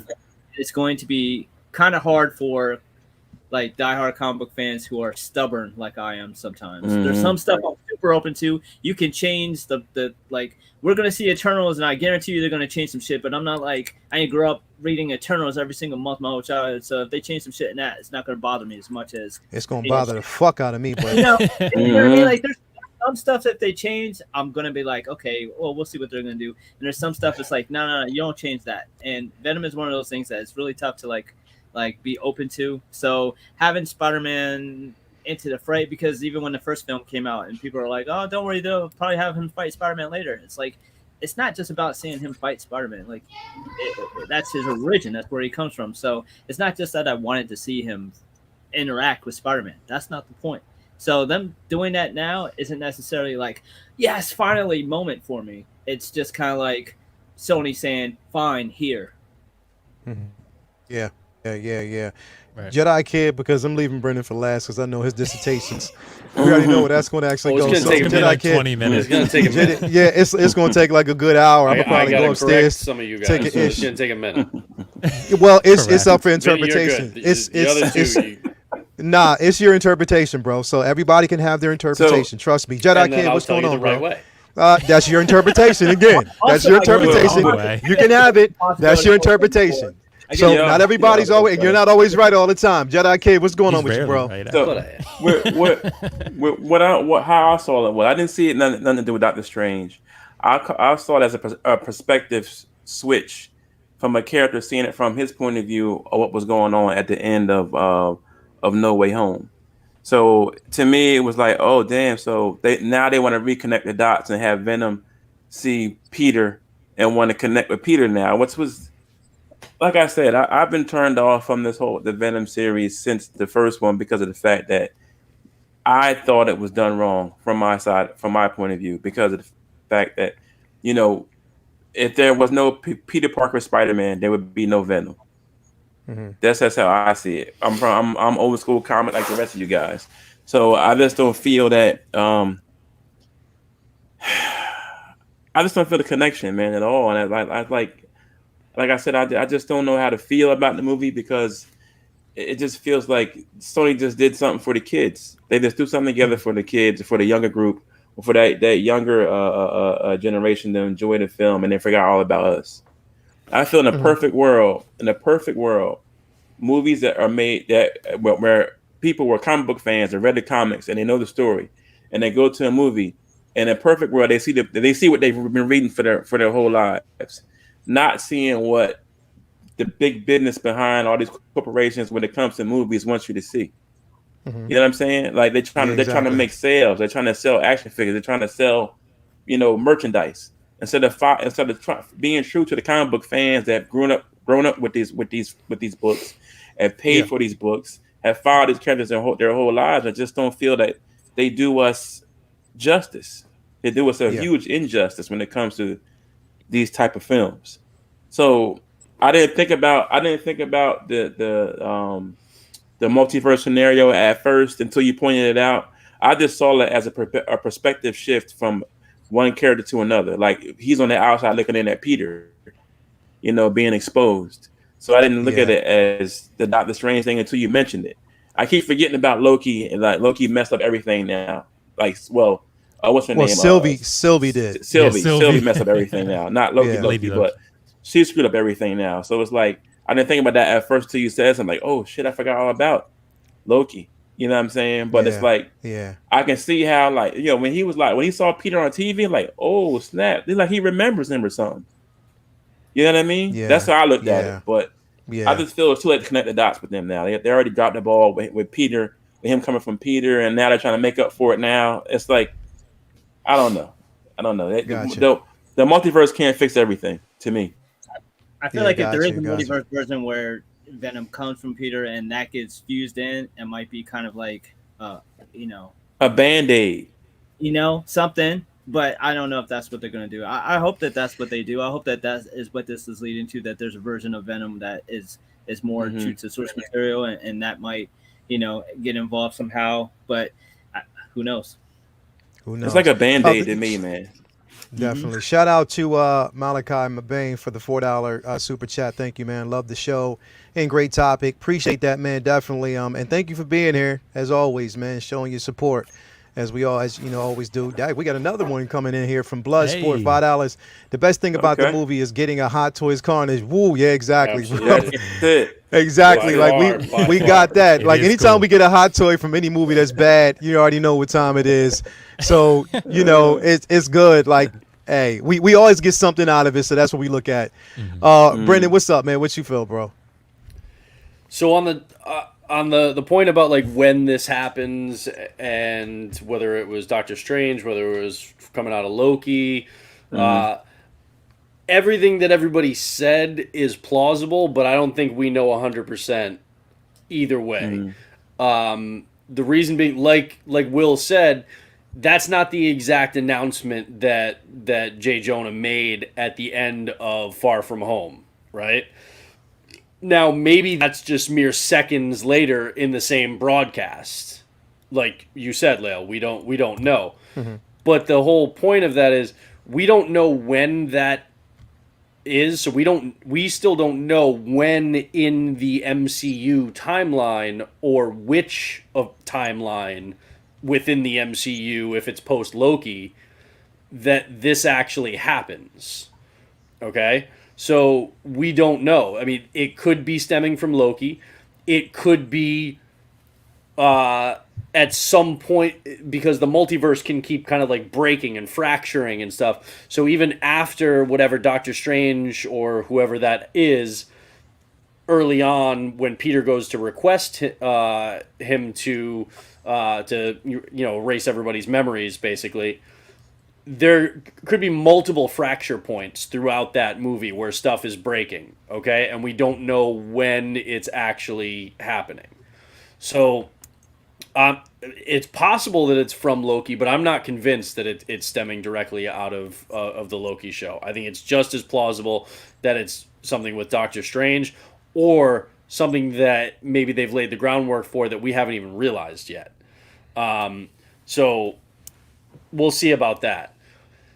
As far as Venom coming into this MCU, I don't want it at all, because this is not the Venom that I want interacting with Spider-Man. Like Vinny said, it's not, oh yeah, well, I'm sure we'll get to see Spider-Man and Venom fight. It's not about seeing them fight.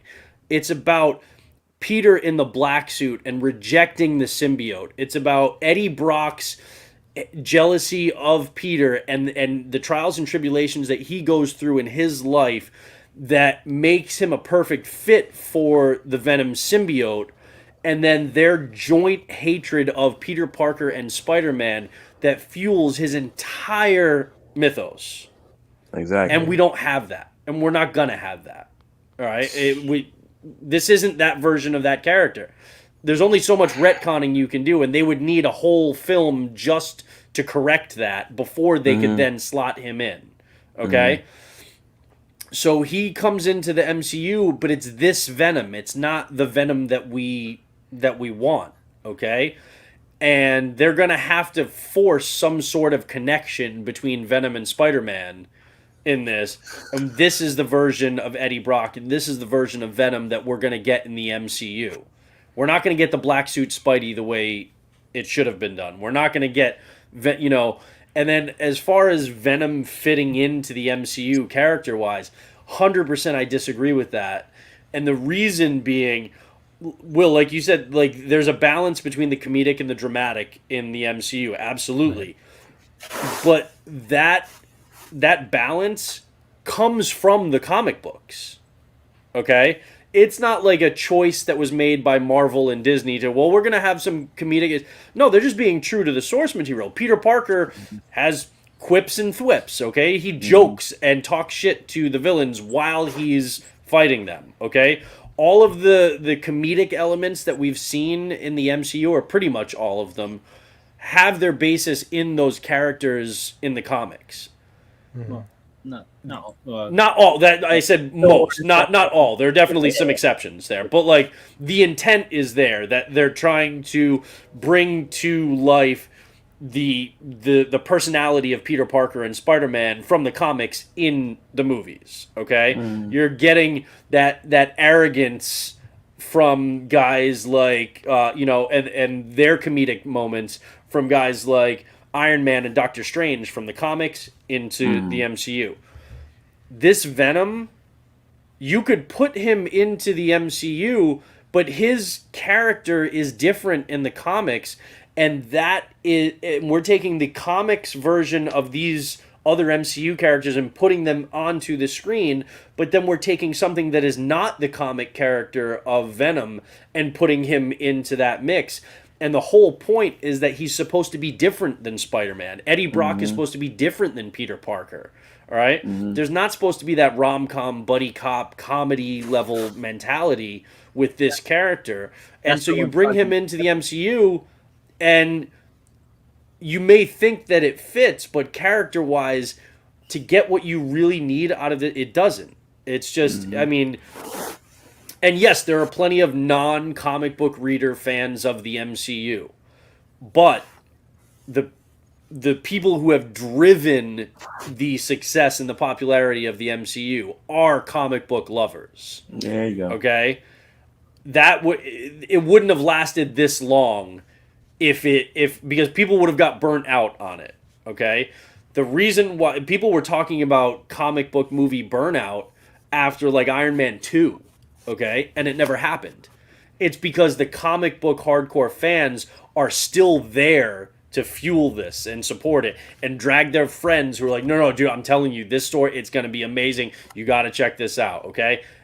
And that's what's fueling it. I'm not saying that it's like everything, but that's the bedrock that the MCU is built on right now, okay? So I don't think that we're going to get the Venom that we should get. And then, people are saying, oh, MCU writers will correct it, they'll fix it and give us a better Venom. And it's still a Sony property, all right? It's still going back to Sony. It's still going back to Sony's universe of Spider-Man, characters or whatever the hell they're calling it, all right? If Marvel were keeping it, then they would be able to at least kind of retcon some things, fix some things. But they're still locked into this is what they've decided to portray Venom and Eddie Brock as in those Sony movies. And Sony still has this character, and if it's making money, they're not going to just let Marvel do whatever the hell they want with it. And I don't think that Venom is going to actually have that big of a role in this next Spider-Man movie. I think he'll be there, but I think it's going to be a lot smaller than people are assuming coming out of this thing because there's no history yet between those characters. I think it might be like a cameo where he jumps in and that maybe fights him a little bit, then maybe decides I'm going to help out or whatever. It's not going to, because these characters have no actual history and no connection yet that's been built in any other. And Marvel has spent over a decade building these character connections. They're not just going to ham-fisted throw Venom in a major way without putting the care into that. So I think it's going to be a quick thing. I don't think it's going to be that big. I bet you his role or screen time is going to be smaller than Doc Ock in this movie. Okay, than Possible, yeah. Doc Ock. So that's my feeling on that. And the one other thing I will say is if they were, so I wish they hadn't done this because I don't want a lesser version of Venom tainting anything that we've got in the MCU right now. But if they were going to do this, it makes it even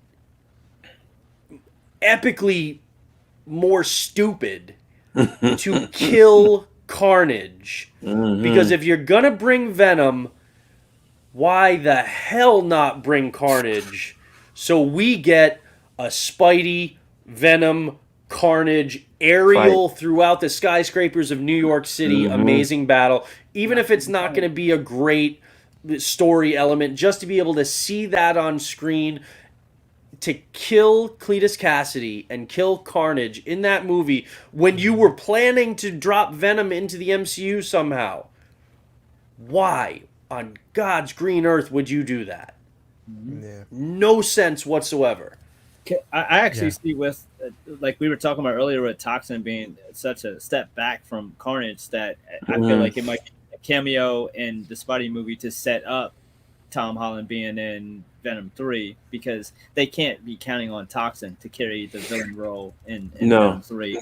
I feel like that's more of the side villain with the main draw being a Venom and Spidey fight, which again, going back to the just baffling move to kill off Carnage, which could have been like, your Venom 4 or, your Spider-Man 4. It's absolutely, it's almost like with Jack Nicholson and 89 Batman. I mean, it was a totally different time and era, and you weren't going to be able to afford to keep having Jack Nicholson come back. That wasn't happened back then, right? Yeah. But otherwise, I can't think of a more, a bigger villain for a character that makes, Darth Maul. Man of Steel. Man of Steel, Zod. That's his guy. Darth Maul, they brought him back, but he got killed. And it's not like Woody Harrelson could have been some huge contract where he wouldn't have wanted to come back for multiple. I guarantee you Woody would have been open to it. There has to be some kind of business reason that we aren't thinking of why they did it, and I can't imagine what it could be.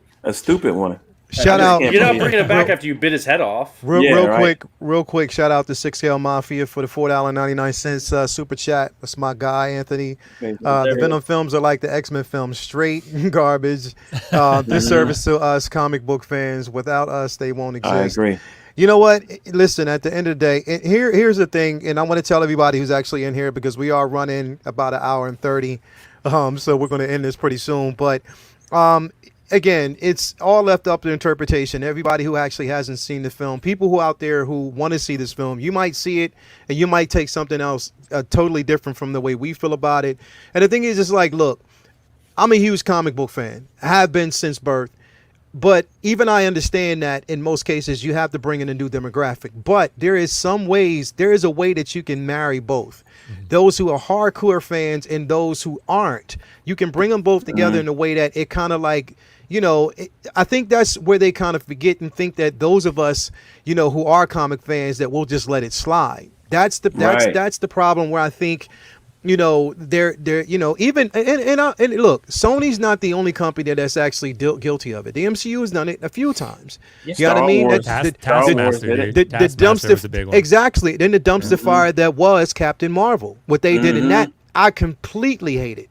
You know what I mean? So, but I mean, it is what it is. It's up for interpretation. Other people may like it. So I don't want to take away from you guys and say that you don't have a place. If you like it, like Will, you like the film because, like I said, and you're not really a full-on comic books fan. I respect that because you got a certain level of enjoyment out. But the thing is, it just speaks to the volumes. It speaks to the fact that you, as not a comic book fan, they still draw you in because it's entertaining you, and at the same time, it is doing somewhat of a service to these comic book genres because it keeps it afloat, it keeps it alive. I just think that they need to kind of marry the two, where they don't forget about those of us who are poured in, like I would say since birth, I poured in more than $1 million worth of. I've bought more than $1 million worth of comics. Like literally, that's how much money and how much time that I've actually put into this because I am literally a comic book fan. And I just think that they need to kind of think about those of us who are out there, who love these books, who love this genre. Don't take these characters. And the thing is, in these films, it's like, not you got to keep in mind that not everybody is there to see the hero win. Like literally, not everybody wants to see when justification for me basically, and I felt justified and liberated when Thanos won in Infinity War, because basically he got what and that's what I'm saying. When you look at that, a lot of us want these villains. The thing is, because it makes for a good, successful story where it lets us leave and we want to see something else. Cletus Empire. Exactly. Cletus is an amazing character. Like in the books, he's psychotic, but there is so much to explore. To kill him off the way you did made absolutely zero sense. Imagine However, if Carnage won and you had a broken and beat down Venom and Eddie Brock, and then you had a sequel, Maximum Carnage, and now we're going all full tilt, and like they could have done that. They could have done that and built in a third movie, and they could have taken their time, whether it was Maximum Carnage or any other type of storyline. They could have taken their time. They could have fleshed out Shriek. They could have done Toxin. They could have done a lot. Hell, they have so much rich source material from very recently. I mean, Jesus Christ, the King in Black saga that they just did right now, man. If you really wanted to keep a Venom like universe going, man, you could have just tapped into that. Like, it was stupid that they didn't, man. They just made this decision to killing I don't Carnage. Yeah, even for a non-comic book reader, I wasn't thrilled with it. Just because I feel like there's so much potential for that character. And somebody said it's like, well, they could bring Carnage back, right? It's like you could bring the symbiote back somehow. Like they could come out with that, but they bit Cassidy. Cletus Cassidy's head clean off. They could just And say you can't like have Carnage multiverse without is another Cletus. timeline. Like they could do anything they want. You can bring. Hold up. Hold your thoughts there, because we got a special guest that's actually coming to join us tonight. My man, he who must not be blamed. What is going on with you? Everybody, everybody in the chat as you could, because listen, Jetta Patrol, my man, happy born day. Say happy birthday to my man, Ryan, Jetta Patrol, happy birthday, bro. Glad to see you here, man. Thank you. Look at you with those turtles. That I did not enjoy the film. That's what I'm talking about. And I saw it, and I gave them my money, and I want a refund. I think I'm outnumbered. Told you, man. We real comic book heads, man. Hey, I respect you, man. I respect you. Listen, you trying to tell me a serial killer, worldwide known, escapes from the thing with Carnage, whatever, walking around in the city, and nobody noticed. Recognizes the guy. Exactly. Nobody's like, holy shit! Look, whoa! Look at this guy. We got people literally on their phone recording stupid shit. I know. 24 hours a day, and nobody goes, "Hey, this is the guy you're looking for." Ryan, I get what you mean, Ryan, but again, to play devil's advocate on this one, like Infinity War, Tony Stark is walking around Central Park and no one talks to him or recognizes him. Like this is just movie He was logic. older, shit. man. He looked different. But maybe. But I get what you're saying. jumpsuit. But like this, Marvel does this too. Like Marvel, like the superheroes would be literally stopped everywhere they go. So Tony Stark walking around the park with Pepper Potts and no one stops him. Like that's ridiculous. Like I wish somebody stopped making this movie. yeah, I give what you mean though, Ryan. I give what you mean. People would recognize him. It's like seeing Charlie Manson on the street. You'd be like, yeah. Here's the first thing that took me out of the film, and this is just me being. I admit this is me being picky. All right. They're sitting in, and Brendan, you'll appreciate this. All right, they're sitting. Brock's talking to Cletus for like the first time, like he's in the jail cell, right? And somehow, and I know why they did this because it's scary. They did the underlighting, right? The down uplighting, but it came from nowhere. Like they didn't even try to make it practical. Like there's a floor lamp. There was no motivation for the light. It wasn't like it was a real light source coming from somebody. It was no literally like practical we're gonna put a bulb on the floor just so it's there for mood. So it had the uplighting, so it would be scary. Horrible cinematography. Yeah. It was. I was like they didn't even. And again, 90% of the people would never even freaking pick that up. No. But if you're into filming, then you would see that. Yeah. Mhm. That just, I was like, where's this? I literally are having a conversation. I'm like, where's this light coming from? Right, and if you're asking where's that light coming from, you're not like into the story anymore. They've already lost you. They lost me. But Yeah. you know, I don't want to like dump on the movie, but I kind of feel like I have to. Yeah. The thing is, it's like here's the thing, and this is where I should have really realized this, because half the critics that went to go see this film loved it. Yeah. Like literally, they did. And I should have said, you know what? No, that's an appetite for disaster right there, because I should have known that there was something there that would not have actually worked. Like I should have known that there was something there that was kind of off, because just from the opening scene, that's what I'm saying, bro. Like there was no motivation. You basically bring in and you introduce us to Shriek. But you don't give us a definitive backstory, at least for the audience, to understand what the hell was going on and who this character was. You didn't open it. You had every opportunity to do so, but in the interest of time, you just skimmed over it, and you just let her just be the one that, you know, she has That's true. somewhat of a story, but there was no motivation for us to even feel anything for this particular character, because you didn't make her as relevant. That was my point. Zero attachment. Zero. Everything was very surface level. Like typically in the beginning of the film and in the story arc, they use the first section to get you involved, and they want you to feel something for whoever it is they're filming at that time. They want you to have an attachment to it. So when they take it away, you have a feeling about it. They didn't do any of that. None. Well, they tried None. one, because you're not really supposed to feel sympathy for Cletus. He's a cold-blooded killer, but he doesn't cold-bloodedly kill either. So it's He's not supposed to have an attachment to anybody but the symbiote, to anybody but Carnage. You're not supposed to like really feel sorry for Cletus because he's, you know, a serial killer, but yet you also don't see him lose your sympathy by being so sadistic and murderous either. So they don't really do a good job of making you like or hate him. Nah, they don't. They don't. They just. You're right. They don't really commit to either. Yeah. He was toned. They toned him way down. If they were going to make this a love story, which I think was a total wrong move. If they were going to make this a love story, they gave no backstory as to why they even liked each other at all. They just like really like. Also, what basically, because you know she helped stop a fight, they fell in love after that. Yeah. Like there was no really motivation there to really see where that was going.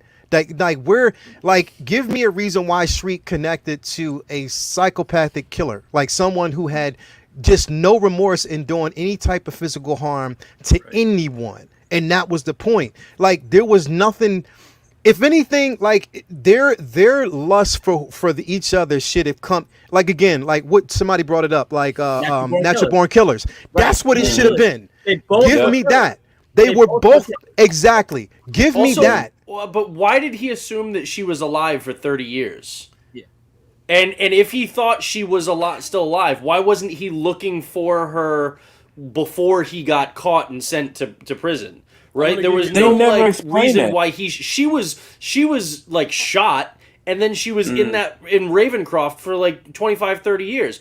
There was no explanation as to why he knew she was alive, why he thought she was alive, why he never like found her prior to this, and why he wanted Eddie Brock to put that message in the newspaper. Like there was none of that. It was just lazy storytelling. And for him to say, and this okay, and I'm so fucking glad you brought this up, because this is what pissed me off, and I was ready to fucking leave the theater. When he said, look, all I wanted... the opening credits for me. Bro, when he said, listen, when he said, I did it because all I wanted was to be your friend. Get the fuck out of here. That is not Cletus Cassidy. He didn't care about being no type of fucking friend. How you go from Hannibal Lecter to like Genuine? Like, come on, bro. Genuine. You go from Hannibal Lecter to Genuine, the lover boy. Like, I don't understand. I can't get it. I don't get it. I kind of read it as like a last ploy desperation move, like trying to maybe trick Eddie and then like I'll come up be with honest something. with you. The best So- part about the film was the flipping post-credit scene. They could have just Yeah. played that. That's probably and I most would've people's paid 20 favorite I would've- thing. No, I would've see paid that's the $20. worst Yeah. for me. That's the worst Yeah. for me. No, I would have paid $20 for the post-credit scene and walked out. And Yeah, true. But It's all like, over YouTube, With the so. even with the post credit, it's like you're trying to make up for not having Spider-Man in the first film. It's like you're Well, trying to that's- retell a that's story the- that we grew up Yeah, I with. get what you Like, mean. It's fan service, bro. It's the same thing that they did with Rise of Skywalker. It's the same thing that they've done with so many oh, different don't films. start. They give us. Don't start. We're not. But I'm just saying, like, Don't it's do just that. basically fan service. This is the way they felt as Mhm. though they needed to kind of, and it's not going to make sense. So here's my thing. If they did that, because I know, and we had this discussion. Remember, Will, we talked about this on KG's channel, how and he Yeah, brought yeah. it up. He was like, okay, and it was interesting because he did give us somewhat of proof that Venom is going to be in, the No Way Home. But the thing is, I don't want this movie to be flooded with so many damn characters that we lose what it really, really means. I understand that you want to, if you. It's going to you could- happen though, bro. You could have kept There's all a we lot need, going on, unless yeah. you're basically saying he's going to tag team with Venom to fight the Sinister Six. If that's what you're doing, even then it's going to slightly take me out because you have to understand this. Venom, no matter how much you basically want to say that he's an anti-hero, he gives zero fucks about Peter Parker, bro. He gives Yep. zero. He does not like him. And somebody was like, "Well, no, they're cool now." For Carnage, but Carnage They- is gone now. Yeah, but after that, they went their separate ways, and that was it. That was it. And basically, Peter, one of the reasons why Venom was in San Francisco is because they knew they couldn't coexist in the same place. And he said, "Look, I will leave you be as long as you leave. You don't kill anyone. If I find out, and if we see each other again and cross paths, it's on." This is what I'm saying. You can't. If they look, if you're going to do it right. Like you said, the beauty of this, somebody said in the chat, the beauty of this is that we did get that beautiful Carnage 6 scale figure. Yeah. I cannot 100%. wait. Oh, that's it. That is- yeah, yeah, I'm that's ready. the I'm ready. biggest takeaway I'm out ready of the for whole thing. pre-order. Yeah. I will, There we go. Did anybody else think? Hey, we like all the- agree. Did anybody else think like the CG of Venom looked like a PS3 at times? Somewhat.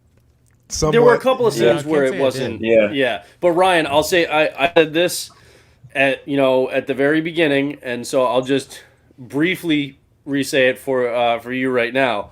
But I started off by saying, "Do you hear that? If you listen closely, that's the silence of all the people who insisted that he was going to have the spider logo in this movie, and that's why Oh, Hot Toys so put out the mad. first Venom, Oh, so that then they God. could put out a second one from this movie." You No, mean all the- it all the was strictly expert- so they could do the bust with the Hardy and Venom half sculpt, Oh, yeah. and then that way everybody who bought Venom is going to be like, well, I got to get the deluxe because I want that head sculpt, and then people who see that Hardy head sculpt and bust are like, oh, well, I'm going to Making buy money. Venom right now because I haven't yet. That's what it was for. Yeah. All the people who were so sure of themselves that we were getting a second one and the spider logo was 100% going to be in the movie. Yeah. Yeah. Oh, good job, Dude, guys. I don't have to Good tell you job. how sick and tired I am of the whole speculation thing out there in the community. Anytime I see it, I just turn it off. Yeah. I'm done with it. But Yeah. I will enjoy whatever they give us, or not, and that's where I'm at with it. But as far as the film goes, there's a couple things. One, the soundtrack was forgettable. Yep. Yeah. The sound design was just like. Yeah. Do you remember any themes No, for nothing. any character? Nothing. And you should remember sounds of like the symbiote and that just that Right. wet kind of like you should remember. And there was nothing memorable Already about had the a cool score, screen nothing. that They didn't. added They in, didn't. Yeah. they- What'd they you say? didn't go like a Guardians of the Galaxy, like Yeah. present day music to go in. They didn't Mhm. do a John Williams. They didn't do it. Any of that stuff. Something that made you kind of feel. Look, the dopest part of this film to me, literally, was The end. the end. But no, I mean, just when I'm looking at it visually, the scene when they were in the church and we got to see Carnage.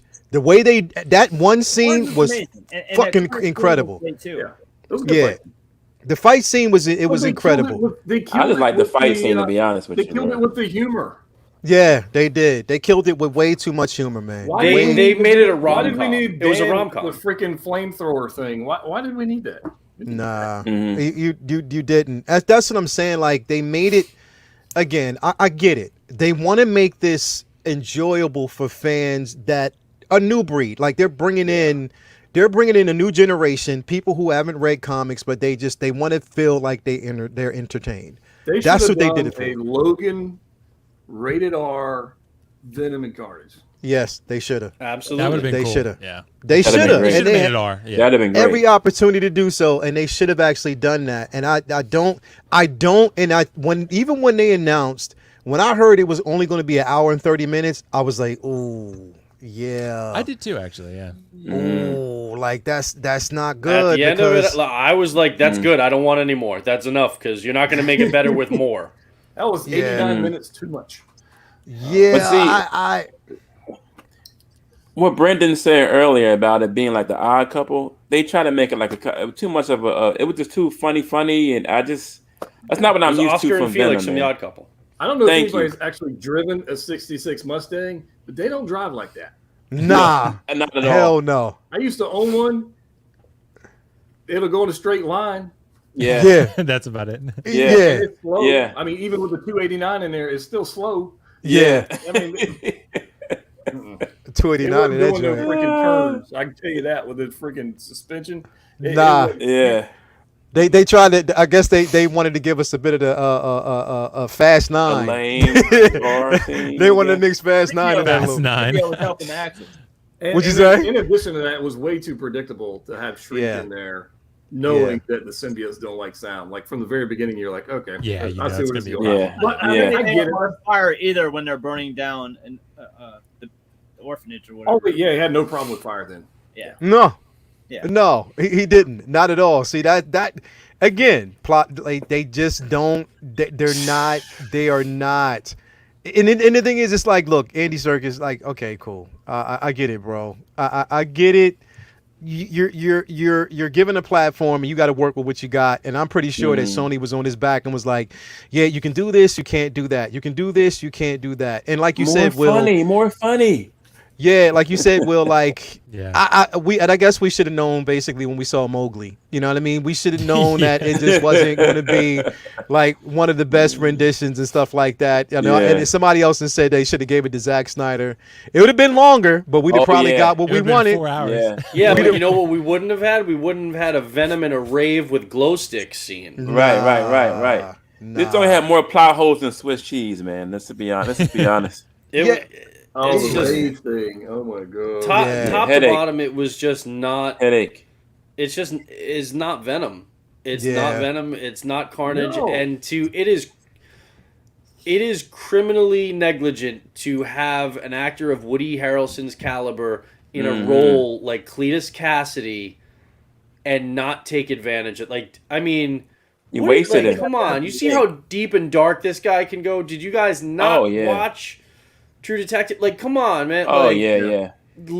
like this guy is a once in a generation actor. He really is. Mhm. Like, I mean, he Yeah. was great in Cheers. In Boston. Oh, but I'm man. telling you, man, the movie, Yeah. the what this guy can do on film is deep. Mhm. And the fact that you cast him in Cletus Cat, and that was literally the only thing that people were really that excited about coming out of the first movie was that, oh, Woody Harrelson as Cletus Cassidy. That is great casting. Looks like him. Sound man. He was It was- great. And they was just campy. let it go. They It was just campy. It just I mean, you know they backed up a Brinks truck for Woody to take on that role. Oh yeah. Why aren't you going to use it? Like, I just don't understand. Like, if you're, I mean, you're literally just for like name and star power alone, you're gonna cast him and Naomi Harris as Shriek, and then you're not Yeah. going to use either of them. What it like? It makes no sense to me. You're already Yeah. paying for this stellar cast. Why not get your money's worth? Yeah. Waste, bro. Will, you liked it? Is that true? Yes. I saw your review. Yeah. I'll tell you. So Ryan, man. I saw it. I get you. It's your opinion, man. It's all good. No, You it's like funny what you like. because I feel like I get what you guys are saying about the Woody I Harrelson feel like thing you went too. easy on it. You were trying to be nice. That's what I. Nah, man, I enjoyed it. Like, it's Did you definitely really not give it perfect. an 8 out of 10? Yeah, I think it's an 8 out of 10 development. 8 what? 8 superlatives. Like dog turds? Piles of shit. Excuse No, me. like He said 'cause 8. it's funny. 8 Yeah, 8 out of sideshow 10. General Grievuses? Hold up. What were we gonna say? What were we gonna say? Yeah, Will? there you go. What'd you say, 8 Brendan? sideshow Grievuses. Wait. 8 sideshow broken fingers. What were you gonna say, Will? Yeah, because I think it's funny because like the Woody Harrelson thing, I get what you guys are saying. This movie should have been longer. It should have been R ideally in a perfect world. But like I think Riley was pointing out in the chat, like if this movie was R in a pandemic environment, the box office returns would have been much lower. So like there's a business side of this. I get it. I want it to be R too. But at the same time, I get why it's not. And at the same time also with Carnage, right? There are some scenes. They don't go far enough sometimes. Like he goes into the convenience store, he crushes the dude's head with his leg. Like he throws the truck off the bridge. Like just the guy driving. Like there's some scenes in there that are just serial killer-esque. Like he's just killing for the fun of it. Right? I don't agree with that Those are business there. side of thing though, because Wait. Deadpool and Logan both prove that you can go hard R. But that's and not make in a buttload COVID of environment. money. That's not in a COVID environment. Look at Suicide Squad. Right, but this wasn't Right? supposed to launch in a Wait. COVID environment. One at a The movie time. was made No one ever pre-COVID. gonna be COVID. Right. I get that. But at the same time, like still, like we're looking at what this is looking like now, right? In this environment, if you make this R, like 90 million is not even close in this environment. Like you might make half that. I mean, like even then, like we get the Deadpool makes money. How much more money would Deadpool make if it's PG-13? A lot more. Like it. I mean, I get it. It's better. It's better R. It's better R. But at the same time, PG-13, you're getting a lot more people in those seats. So I mean, it's just the business side of it. I get it. I want it to be R too. I would prefer it to be R. Like for the fans, I think that's better. I think we'd get a better film because Carnage would be more realized and more accurate. But at the same time, like these films are to make money ultimately. So, like, I mean, I get Joker made a lot of money. I get, R-rated films can do well, but, I also didn't get like that the one business either, side of just it. so you know. I mean, I get it. So, like, I I think- would want it to be R, but it's just, and there are some Carnage scenes in there. I mean, to be fair, like I said, him throwing a random guy off the bridge in his truck or stomping the head of a convenience store clerk just for no reason. Like, he does do some of it. With no I get blood. it. I get it. But see, here's the thing. Like, and I get that. Well, I understand, and I think you're right. It is a business for them, and they want to make money. I get that. I think they basically shortened the film because, like I said, they want watchability. They want people to go back to the theaters. If it had been like more than 2 hours, probably you wouldn't have had too many people in the theaters. Number one, but I think that. It was a bold move for them, number one, because remember, this movie wasn't even supposed to drop this early. They moved it up because they thought they were banking off of the success Shang-Chi, of yeah. Shang-Chi, and they moved it up, thinking that was going to actually give it a bit of success. Now, mind you, And it worked. they did. They did. I mean, and it's having a successful run. Right. Now, let's see how long that's going to basically last. That's true. But it's having so much of a successful run. But that was just off of the first weekend. But listen, when I was in the theater, bro, honestly, the only time that the theater roared was at the post-credit scene. That was the only time that they actually, that was the only time. Throughout the movie, people were watching, and I told you, I will always base my enjoyment on how well I'm paying attention. Literally, Yeah, bro. right. Like when you fall asleep for like 5 seconds, it feels like it's 5 minutes. Right. That's exactly what I did a couple times. I kept checking Toya to see if she saw me do it. Like literally, I fell asleep a couple of times watching The this only because time my theater roared was when the dude in front of me farted. That was it. Other than that, it was quiet. I was It was checking quiet. Facebook Marketplace. That's what I was doing. So. Yeah. check Facebook Marketplace.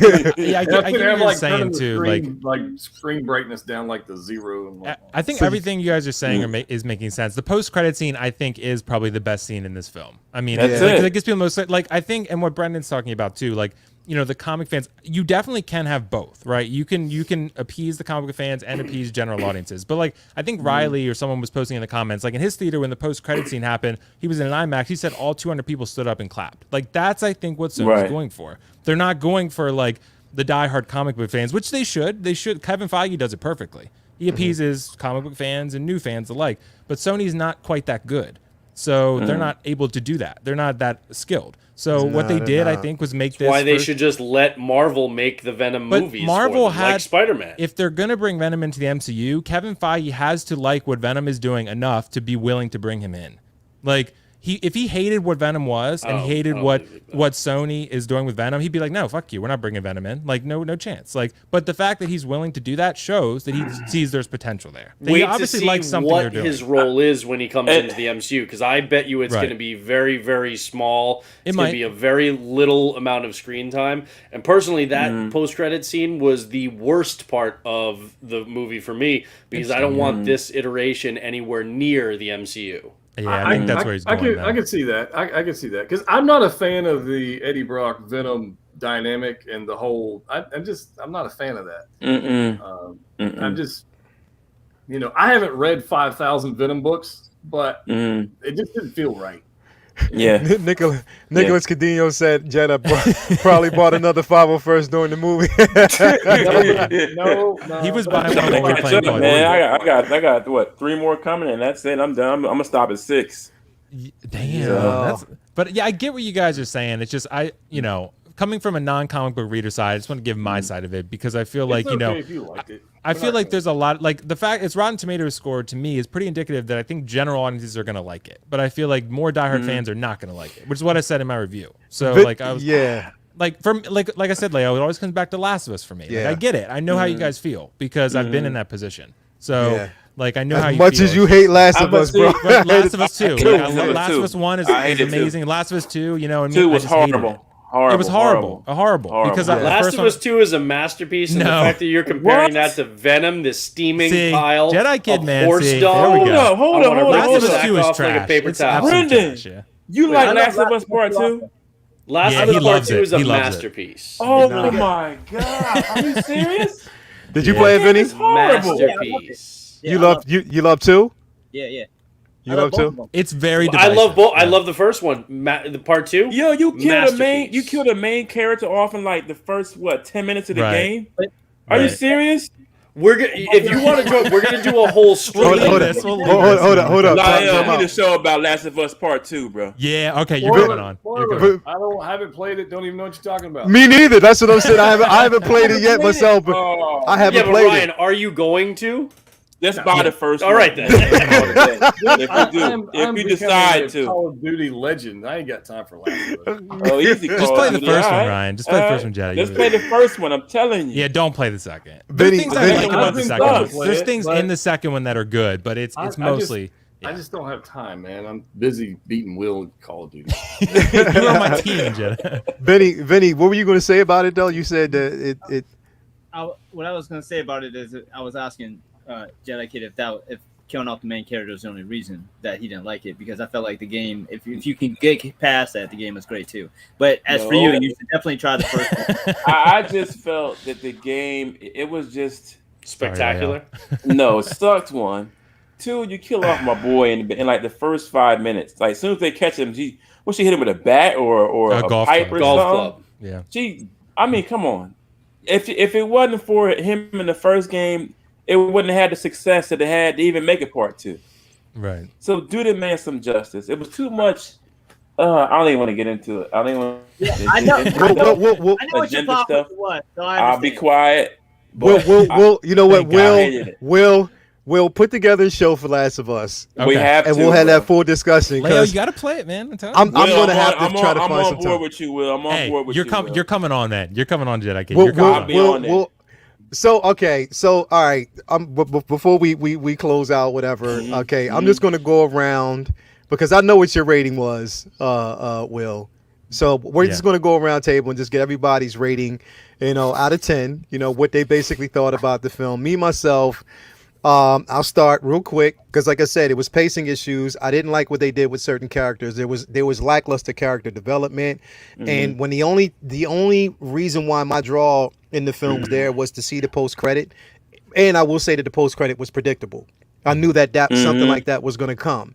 You know what I mean? So that it was nothing. It wasn't anything new for me at that particular point that I would say, really said, okay, wow, yes, I'm excited. It was exciting, but that was just it. I'm not going to be as generous and give it an 8 out of 10. Mm-mm. I'll actually say basically from my feelings of it, I'm gonna give it like maybe a 5 or a 4.5 out of 10 to tell There you you the go. truth. That's just That's where a I real sit with number. it because I'm giving it, and that's for me. That's being generous because the thing is, I am not being a shield for this film or what Sony has done. I'm sorry, that is just my feelings when it comes to it. A 4.5 to me is giving it somewhat of a because there were certain things, like I said, I like. I like just basically I like I was only there basically, and I think all of us were there to see Carnage. So you know what I mean, just Carnage, just the visual, I like that. But other than that, yeah, that's where I actually sit with it. Vinny, what you give it, bro? 4 for about the 4 minutes of Carnage that we got to see on screen. You said you got 4 about the 4 minutes. 1 Exactly. point per minute. That's what it basically felt like. Just the 4 minutes if you cut and paste, pretty much as it is. 1 point per minute. Exactly. There you go. And so, Will, I already know you gave it an 8. Eight. Ryan, what you give it, bro? I am happy that I get a Carnage hot toy out of it. That's a So 1.5. I'm gonna give it. I'm gonna give it like a 2 because I don't think I ever want to see it again. I just Yeah. want to see the Blu-ray 4K box art with at the bottom. At least we got a hot toy out of this. That's it. That's That's what it it. should be, You Vinny. gotta put it should on the absolutely be DVD that. Blu-ray, bro. You put it on the Bro, Blu-ray. front of the slip cover. Slip At least cover. we got a hot toy out of this Yeah, you can movie. see people like- Bang.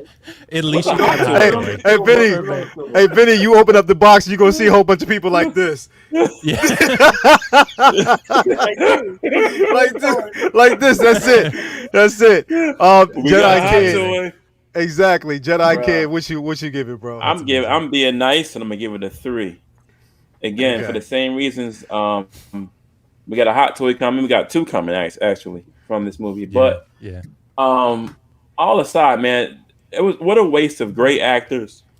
Too many plot holes, and I don't know. The only parts I liked was the fight scene between the two and the end credit. So, and I like to watch movies like 1, 2, 3, 4 times. If I really like them, I'm done. That was a one and done for me, man. Like that's a Yeah. one hit wonder. I'm good. So Yeah, 3. That's being definitely. nice. 3 is definitely Mhm. being nice. Mhm.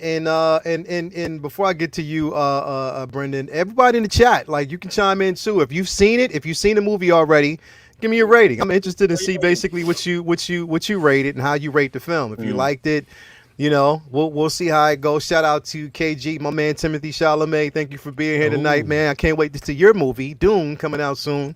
But let's actually get your rating in here. It'd be interesting to see how people actually rate this film. But yeah, Brendan, what you think, bro? I give it 1/6 of 1 point because the 1/6 scale Carnage is the good thing to come out of it, and everything else is just a steaming pile of Mastodon dung.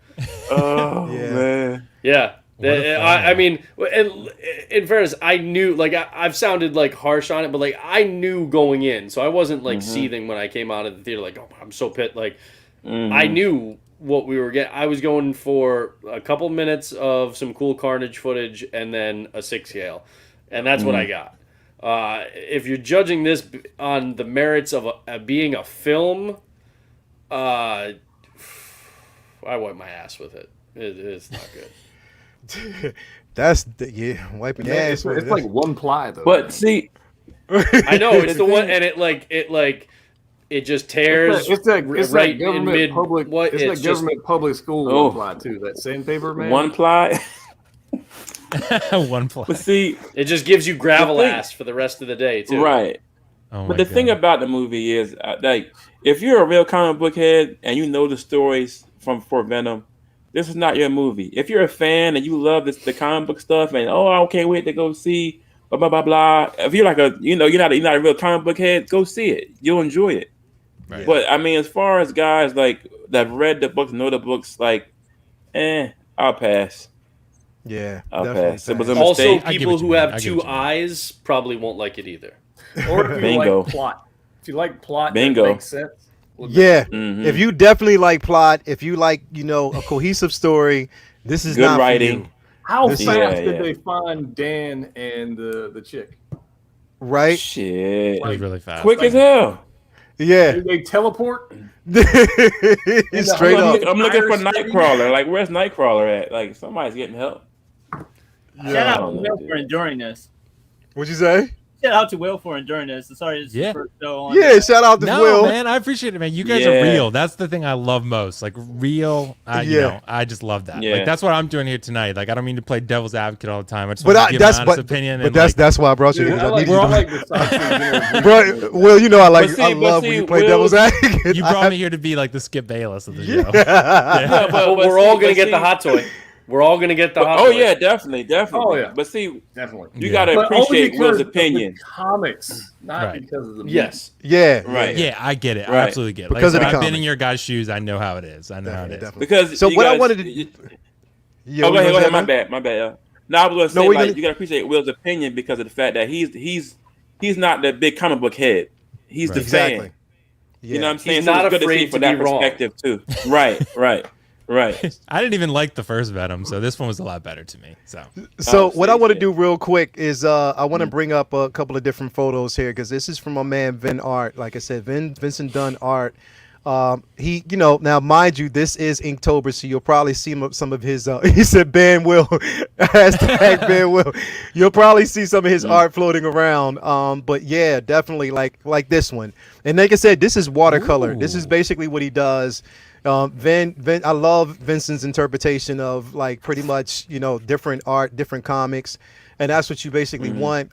Vin, was your motivation? Talk about this piece, bro. So for a long time, I was using a lot of Copic markers, and I was spending a lot of money on Copic markers, and I wanted to try something different and just play around with watercolor a little bit. And I found these ink brush pens. It's basically like a water brush. So this is like a first shot attempt at something called ink wash, and it's basically just taking black ink and mixing it with water and painting with it. And this was my first crack at it. And then after that, I started falling in love with watercolor more and started blending watercolor, Copic, That's so dope. and, Yeah, it's a really and cool. pen and ink and color pencils. So now I kind of like do a mixed media, and that's more like what I went with when I did Carnage about like a couple years later. So like this was like around 2018, I guess I did this Venom, and that was when I was just starting to get really back into doing art and doing conventions and trying to start getting back into like doing freelance art and stuff like that, and got more back in love with it, and I've just been loving like putting out as much art as possible, getting back into the love of the game. So is this color pencil and watercolor? You said? This is just ink wash. This is literally just like India ink, like you would use with like a Ink coal or wash. whatever. Okay. Yeah, and then Yeah. I just mixed it with water. So it's basically like watercolor, but with India ink. So it's just That's just sick, ink bro. and water. oh, Oh, I like that one.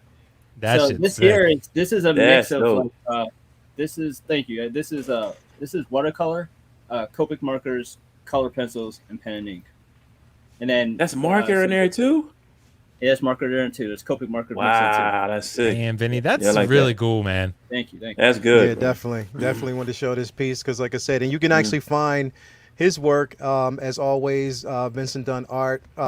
Basically, you can find it on Instagram. That's where a lot of his pieces are. He actually has his own store as well, so you can Sure. actually find it there. Yep, stored Um, right in my tag tonight. Yeah, definitely. You can actually find it. It's right there in the tag on the piece. So definitely shout out to him on that piece and other pieces. I can't wait to see your full spread for Inktober. What I wanted to do real quick also before, like I said, we wrap up here is to also, like I said, give like a few, recommendations, few appearances where you might actually have seen a lot of these characters, even such as Venom's first official appearance, that was in the books itself. This is when we saw him. Actually, this is the first time you've seen the symbiote suit, and this was during the Secret Wars series. Now, mind you, you see where the books were like 75 cents. Yeah, you'll never see that again. But Never again. exactly. But this is basically one of the first appearances that we actually got the symbiote suit. And I remember this. It was controversial when this suit was basically released, but some people fell in love with it. But then you had a mixed crowd of people who actually still loved the original suit. So that's between that back and forth is where pretty much it was like a happy accident where it spawned Venom. So definitely. If you want to actually go back for source material, check this out. It's out there. I don't know how much it's going to be right now because like I said, this is like one of the original renditions. We'll probably find it like this week at Comic-Con. I can't wait to go. Yeah. See whoever's going to be there this Saturday, Friday, Saturday, and Sunday. We'll be there. Also, let's see here what we got next. I think Jedi Kid just dropped out for a second. Oh, here he goes. Here he goes again. And let's see here. One other. There's like two more, and then we'll wrap up here in a second. Let's see here. We have this Lethal Protector. Anybody who actually had this book, it was incredible. This is when both Spider-Man and Venom, went up against a couple of the symbiotes. So yeah, this is basically a good book here. Give me a second here. Did I pull it up? Did it come up? No. Oh man, No, why did not. it open? Let me see here. I think I got it up now. There he goes. Lethal Protector. So we got that book there. Very interesting. Like I said, this is mainly reading material for those who aren't, really, versed in like just original content, source material. This is mainly where you can actually find it. I'm pretty sure, Vince, you got this book. I know I got it. Yeah, I got my 98 Graded Secret Wars on the wall right now. I got Lethal Protector 1, like all those OG books, the first appearance of Carnage. That's when I was like, Hold on. in high school in my prime, just eating up as much Spider-Man as I possibly could. I got them all behind me or on the wall. Definitely. And then one last piece we actually have here. Of course, let me see here. This is Carnage Part Nice. 1. For whoever actually, yeah. Ooh. Exactly. This is Carnage Part 1. So basically, this is when, yeah. And now what you're seeing right now here, Will, is true to size. Like that's him. Okay. Not too tall, not too big, but it's true to size. Shout out Mark Bagley.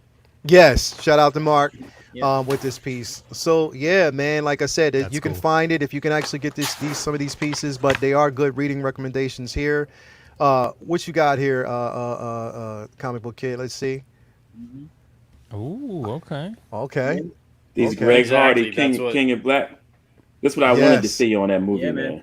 Yeah. That's exactly what I was gonna say too. Is King in Black for like a more modern? So Yeah. like, obviously there's the OG, the origin stuff, but the King in Black, the artwork in this is Sick, just bro. is phenomenal. This book is Uh, awesome. and it also is good. It's a great story in and of itself, but the King in Black also sets the stage for a lot of really amazing storytelling that they're going to do with Venom moving forward in the Yeah. comics. Yeah. So it's a great point to jump in and get familiar with Eddie Brock and Venom and to see where they're going to go, because the fallout from King in Black, it's going to be felt for a while. Yeah. And it's going to be a really, really good place for people to jump in if you've been away from Venom for a while, or if you want to like start more recent. You don't want to have to go back through everything in the origins. Read King in Black. It's worth it. Definitely. So, Will, what you got coming up, man? What's going on with your channel, man? What you got going on? What's coming up? What can we expect? Dude, great question. So you and I don't know, Brendan, I don't know if you're going to be on. We're going to be on Justin's channel tomorrow night for the live stream. So that's going to be fun. I have might no be idea what around. we're going to talk I gotta about. check. Yeah, and like Justin and I are going to record Figures and Flicks tomorrow night. Justin's building like 800 Maji cases right now. So Whoa. yeah, I don't know how he's doing it. Yeah, Good he's- luck. Yeah, he said the first one was really bad, but he's building the other one. So we'll see what happens with that. But yeah, so I'll be doing that. And then Have we you ordered yours yet? Not me. No, I haven't ordered mine yet. It's not really in the budget right now, to be honest. Like I just bought a new car recently, and I got this new iMac, so I'm trying to like be a little bit cautious. And I have some new display cases coming in. My dad, we bought a bunch from this antique store that went out of business, and they're glass displays, full wood. They're like 400 pounds. They're heavy as That's fuck. good. That's how you do it. Yeah, so Oh, like man. they're really nice. Yeah, and I have a bunch of those already, so I'm getting some more of those. So Maji cases are not really needed at the moment, so like I'm gonna get them eventually. But Definitely. So yeah, and Leo, we always have our live stream every Sunday. You and I we have Yes, that on yes, my definitely. channel. So that, and then I reviewed Venom recently. For anyone who wants to check that out, or check out our live stream from last night where we talked about all the new releases. Where Leo Yeah. made me talk about Death Watch. Spoiler, he was wrong. Well, Call of Duty live streams. Ryan jumped on there with us, Leo. He was on there. He Hey, yo, shot at me so once. so And we wait were a on the same minute. Team. Hey, yo, so I hold gotta up, see hold it. up. Wait, I you gotta and see Optical? Ryan, What? did he? Okay, because Will is No. known No. for leaving people, bro. He I is gotta known see for it. that. I just installed the game last week, so I didn't really care. Because we didn't play Last of Us there, we played Black Ops. So if you guys want to play Call of Duty with us at any point, hop on. We always stream it. And I Jenna thought I just did. hopped on, and we were like, all right, join us. I thought So I did okay for having the game for a week. you were doing pretty well.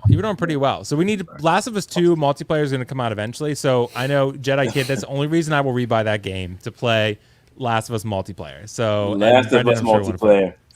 Yeah, that'll be Definitely. fun. Yeah, that'll be fun. That So first that's all game, I I'm have coming. telling you, the first one is everything, yo. Dude, it's the best game ever made, in my opinion. Mm-hmm. It's going to take me a while to get there. Jedi Kid and everybody out there, remember follow Will Foxification on Oh, thank YouTube you, and dude. IG.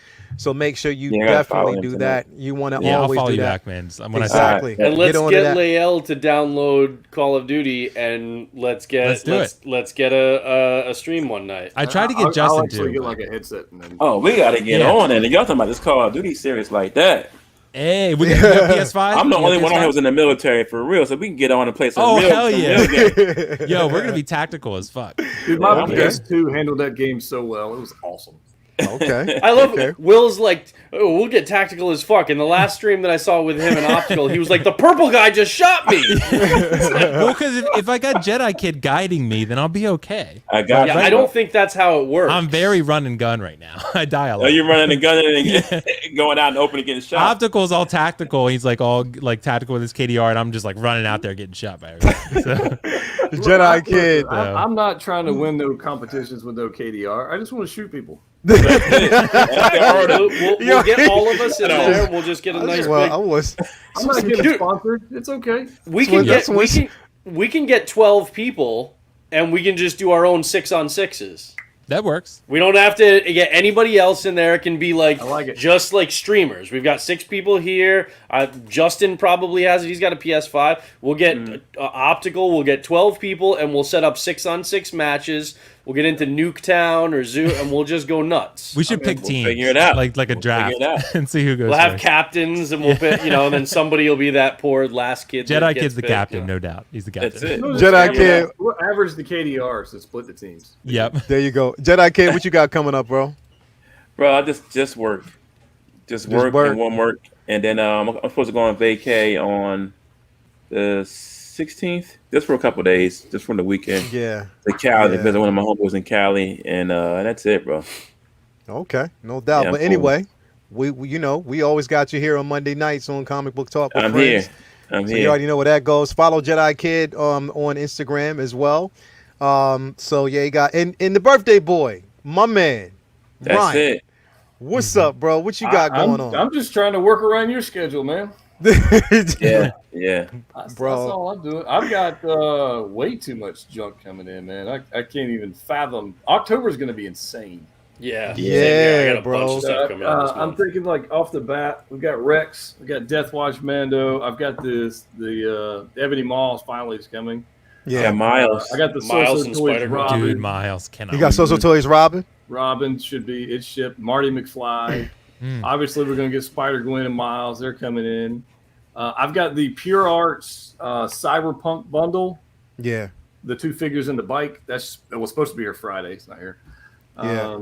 And then hopefully Big Bad will send me my other 2 turtles, and I'll be able Just to- yeah. still waiting. They just haven't got them in stock yet. Nah. So I'll get those. You like those ones though? Oh yeah. They're so I've got good. Right, where did you get that Seven motorcycle at from, Ryan? You was talking about on your page. Mercari. Macari? Yeah. I gotta go on there, bro. That bike was And awesome. then I man. got. good I just stuff on bought there. 3 Yeah. more Death Watch Mandos tonight. Oh, you did? You know what was surprising, bro? Because I'm always skeptical about this, and I was like, you know what? Let me just test the waters to see what will happen. So, I have one coming from Toys Wonderland, but I saw that Sideshow started getting theirs in, so I dipped in. I was like, you know what? Let me just put some money down and see what they would actually do. And they actually sent me my notification, said yes, it would be here. For, like it's the okay. payments coming out Friday for it and stuff like that. I was like, okay, What? that's Yep. surprised. Yeah, I just, Like I said, just I think Hold they up, so paid to Death just Watch is air here in freight the a States certain now? number of It'll each be here of Friday. these right now. It's a very small batch they got. yeah, Yeah, they're going to be and gone, and then the Rex- rest are going to be waiting months. Oh, we're going to Yeah. be waiting for Rex forever. Yeah. Oh yeah, and yeah, Spider yeah. I'm glad I got the Sideshow Rex. Shit. Yeah. Yeah. yeah. So I we'll see. I'll probably sprinkle in some clone videos, somewhere in there, and I got Yeah. something else behind the scenes I'm working on, but I can't talk about it. You know what? You're behind the scene. You know what? I I got a feel. lot of behind the Let's scenes. let's Don't even know. I feel honored, bro. I feel honored that you show me some of this stuff, man, every so often. So I thank you for that. I thank you for just giving me a taste. I can't wait for everybody else to see it, bro. Like straight up. Look, y'all don't know nothing about this. Yeah. Oh, okay. Oh, Yeah. Damn. That's crazy, bro. That's crazy, right? Okay. That Anyway, that's crazy, right? His hat game is up there. All right. All right. tough, Definitely. man. It's So tough. It's good. crazy. So everybody, Look, as always, what's up? Look at this one, man. Look at this one. Yes, that's the one you. Yeah. Oh. That's That's cool. the one I seen What the today. fuck is that? What are you getting it from Sideshow or something? No, you Don't can't give it up find on the those. air. Wait till we get off. Don't get up on. Don't do it on the air. Yeah. You can't go Don't on do it on eBay and buy those, unfortunately. But Don't do it Hell on the no. air. But anyway, as everybody always knows, you can follow Jetta Patrol on IG, YouTube, Facebook. He's around. He's a big dog. So you already know where you can actually find him. Happy birthday again. I mean, I know what you did on your birthday. Well, I see. So you know what? Speaking of that, what happened with the pops, bro? Any success on that? yeah, man, I made like $500.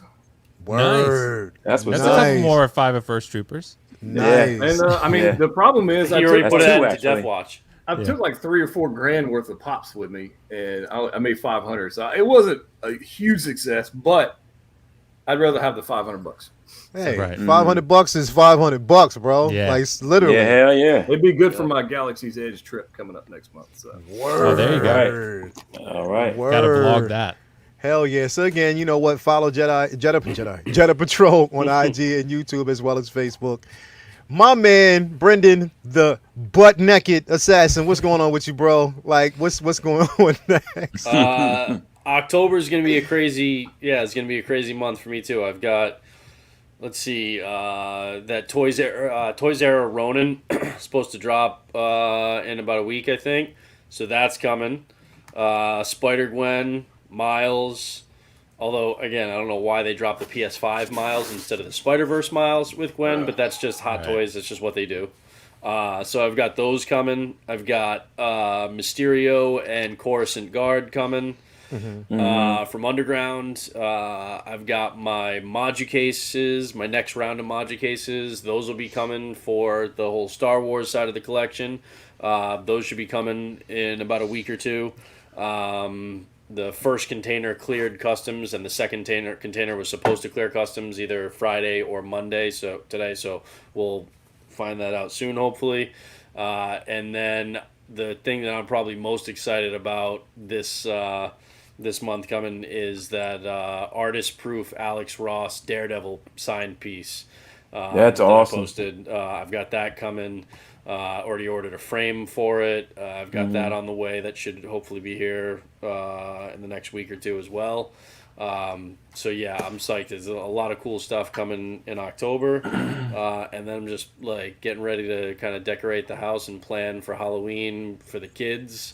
We're doing our own kind of like on our backyard, on our patio. We're basically kind of making like a haunted backyard, and gonna have the kids have some of their friends and a couple of their adults, the parents over, and kind of do our own thing for Halloween here, since I'm not gonna have them go out with like hundreds and hundreds of other people doing trick or treating and stuff and reaching into the same candy bowl that all these other kids are doing. I'm not doing that. So yeah, it's just that. It's just kind of getting a bunch of cool stuff in the mail and doing Halloween stuff this month. So we got our stream on Wednesday. If I might have time tomorrow night, so maybe I'll jump in with you guys and Justin. And then you guys got Comic-Con coming up. What's Yes. the plan for Thursday and the Star Wars show? Well, Star Wars show, like I said, we're going to actually talk about some of the releases. We're going to also talk about the date that was released for. Oh, but you're not going to be in New York on Thursday, so Nah, you'll still be able to nah. do. So Yeah. Thursday's on like normal. Okay. Yes, Thursday's on like normal. We'll head out. Me and Vinny are heading out like early Saturday morning to get there. Which I think we're going to probably have to head out like extra early because especially how the lines are going to be with the whole COVID It's gonna be protocol and crazy. stuff like that. It's going to be kind of nuts. Yeah, it's gonna be wild. And So- you want to get your spot in there so then you can be on your phone and you can soak in as much of that sideshow con as humanly possible before you get into Yeah, Comic-Con. Yeah, right. Yeah, exactly. I'm motherfucker. Yeah, no, that's not gonna happen. But other than that, yeah, sideshow. No, the actual New York Con, I will be there to enjoy. Yes, New York Comic Con, the real New York Comic Con, I will be there definitely. I might broadcast a couple of things because XM Studios will be there, and I cannot wait. Oh, nice. Yes, Oh, they that will be Revan, there. it's got to be there, dude. You already know when they shit, you might announced that. get to see Leo, that if in you see that, person? yeah, send me the Malik too, because the Malik I'm kind of iffy on. I want to see it. So, Bro, I'm going to be there, and I will actually show it live. okay. I wanted to actually go wearing my Blame Jetta T-shirt, but I'll wait till next year once we get that going. That Mine actually got come lost in the around. mail. You get kicked Yeah. out of the sideshow booth if you do that. Sideshow's not going to be there. I'm so happy. But Oh, yeah, never so mind. but anyway, great show tonight, everybody. Let me address the chat real quick. We got Topar in the building, man. Thank you for coming. Single songwriter, it's always a pleasure, man. Thank you for always being a part of it. Lynch, and you know what? Thanks for Lynch Design for making this one of the best birthdays I've had in so long, man. By sending that, he actually supplied me with the New Hope 1/6 scale Leia. So thank you for that, bro. I do appreciate that. From the bottom of my heart, Lynch Design always comes through. I do appreciate that, man. Nerdified, thank you for basically being here. Malachi Mabane, my brother, it's always good to see you here, man. Every week, I'm so glad you support. Riley Ramirez, thank you for being here. Joe Mama 007, thank you for basically being here. I know he's in here, so I'm just gonna say his name. Kinky Sphincter. There we go. Okay, Kinky Sphincter, so he's baby. in the building. So Why you gotta say it like Urkel? exactly, I just had Kinky to say it so Sphincter. you know. 6 Scale Mafia, my boy Anthony, thank you for being here always, man. Will Foxification, yeah. Just skip right over Latoya it. T, my cuddle buddy, thank you, baby. I'm glad you're here. I see you in a minute. Let's see here. Who else we have? Riley Ramirez, Nerdified. I already said that. Charlie Haggis, thank you for basically being here. Let me see who else we got. Quite a few. DK, thank you for being in the building, man. Always good to see you. As always, I feel like if people know if people my age know what Romper Room is, it seems like I'm going around saying like everybody's face and stuff like that. You know what I mean? In the mirror, I just need the mirror. Yeah. Blood Sports in the building. Thank you for being here, man. Let me see who else we got. DJs, thank you for basically being here, man. Always love that. Gilbert Almazan, thank you for basically being here. Philip the Fool is in the building. Thank you for that. Who else we got? We got quite a few. Let's see here. Robert Smith is in the building. Man. Let's see. Who else we got? We already said KG in the building. My man Timothy Chalamet himself. Thank you for always stopping through, man. Love seeing you always, man. Everybody, thank you just for being here. Thank you for a great show tonight. Again, if you haven't already subscribe to the 1/6 Scale Man YouTube page. Where we bring you great content. It's always comic book talk with friends on Mondays, and we have Say What on Wednesday, and then on Thursday night we always round it off with Uncivilized Scoundrels, me and my man Mario. And as always, follow everybody's page here. You know what I mean? Will Foxification, always Jetta Patrol. You know you get some great content over there. You always want to see what's coming next because I know he got some sneaky shit going on. So it's always good money. He inspired pretty much everybody here as always, man. We thank you for your contributions and always have a great birthday because I think you're going to be celebrating your birthday the whole week because it's still like your birthday week, bro. Well, I mean, I technically worked yesterday on my birthday. So yes. If I get some packages in from FedEx, that would be amazing. And yeah. That'd be good. Exactly. So we always do that. Always in Will Foxification, of course, you want to follow him to see what his escapades are at Olive Garden and, and what new movies are actually coming. Jedi Kid, it's always a pleasure to have you on here. Vincent Dunn Art, bro. If you haven't, always follow Vincent Dunn Art on Instagram. Also, his channel, his store is there where you can actually pick up a lot of his pieces. Some really dope pieces you can actually pick up there. And the butt naked assassin himself, Brendan, is always on here Monday. Comic Book Talk with Friends. Wednesday we'll actually have him as well for always Say What, and also Uncivilized Scoundrels. Yes, we're all about collecting. We're all about the positivity on this channel and any channel. Support every channel. It's not just one. We're all in this together. We all in for the love. We can't wait to get those collectibles and what new announcements the Hot Toys has coming for us. 1/6 scale, everything. If you all already know, they announced Spider-Man Miles Morales. That's the VGA version.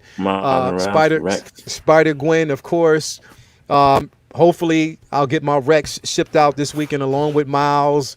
So I guess I'll have a couple of pieces actually coming this week, so it's a good time for that. I'll have a couple I wonder if reviews. we'll actually get the final photos for Miles and Gwen. Yeah, no, because we haven't that's actually what seen I'm them saying. yet. Well, again, Are they they probably up? wanted to put it up, but Facebook and Well, yeah, Instagram, but Facebook's been up for a little while now. You'd they think were would've down got for a it. little All bit. Oh I yeah, don't know. I'm gonna check it out. We'll see how that Yeah, goes. But yeah. anyway, Pop up. it's definitely been a great show. Thanks everybody for basically being here. Until next time, always spread that love. Say what? Much appreciated. Comic Book Talk with Friends. We are here to stay, and we love y'all. We are out. Peace.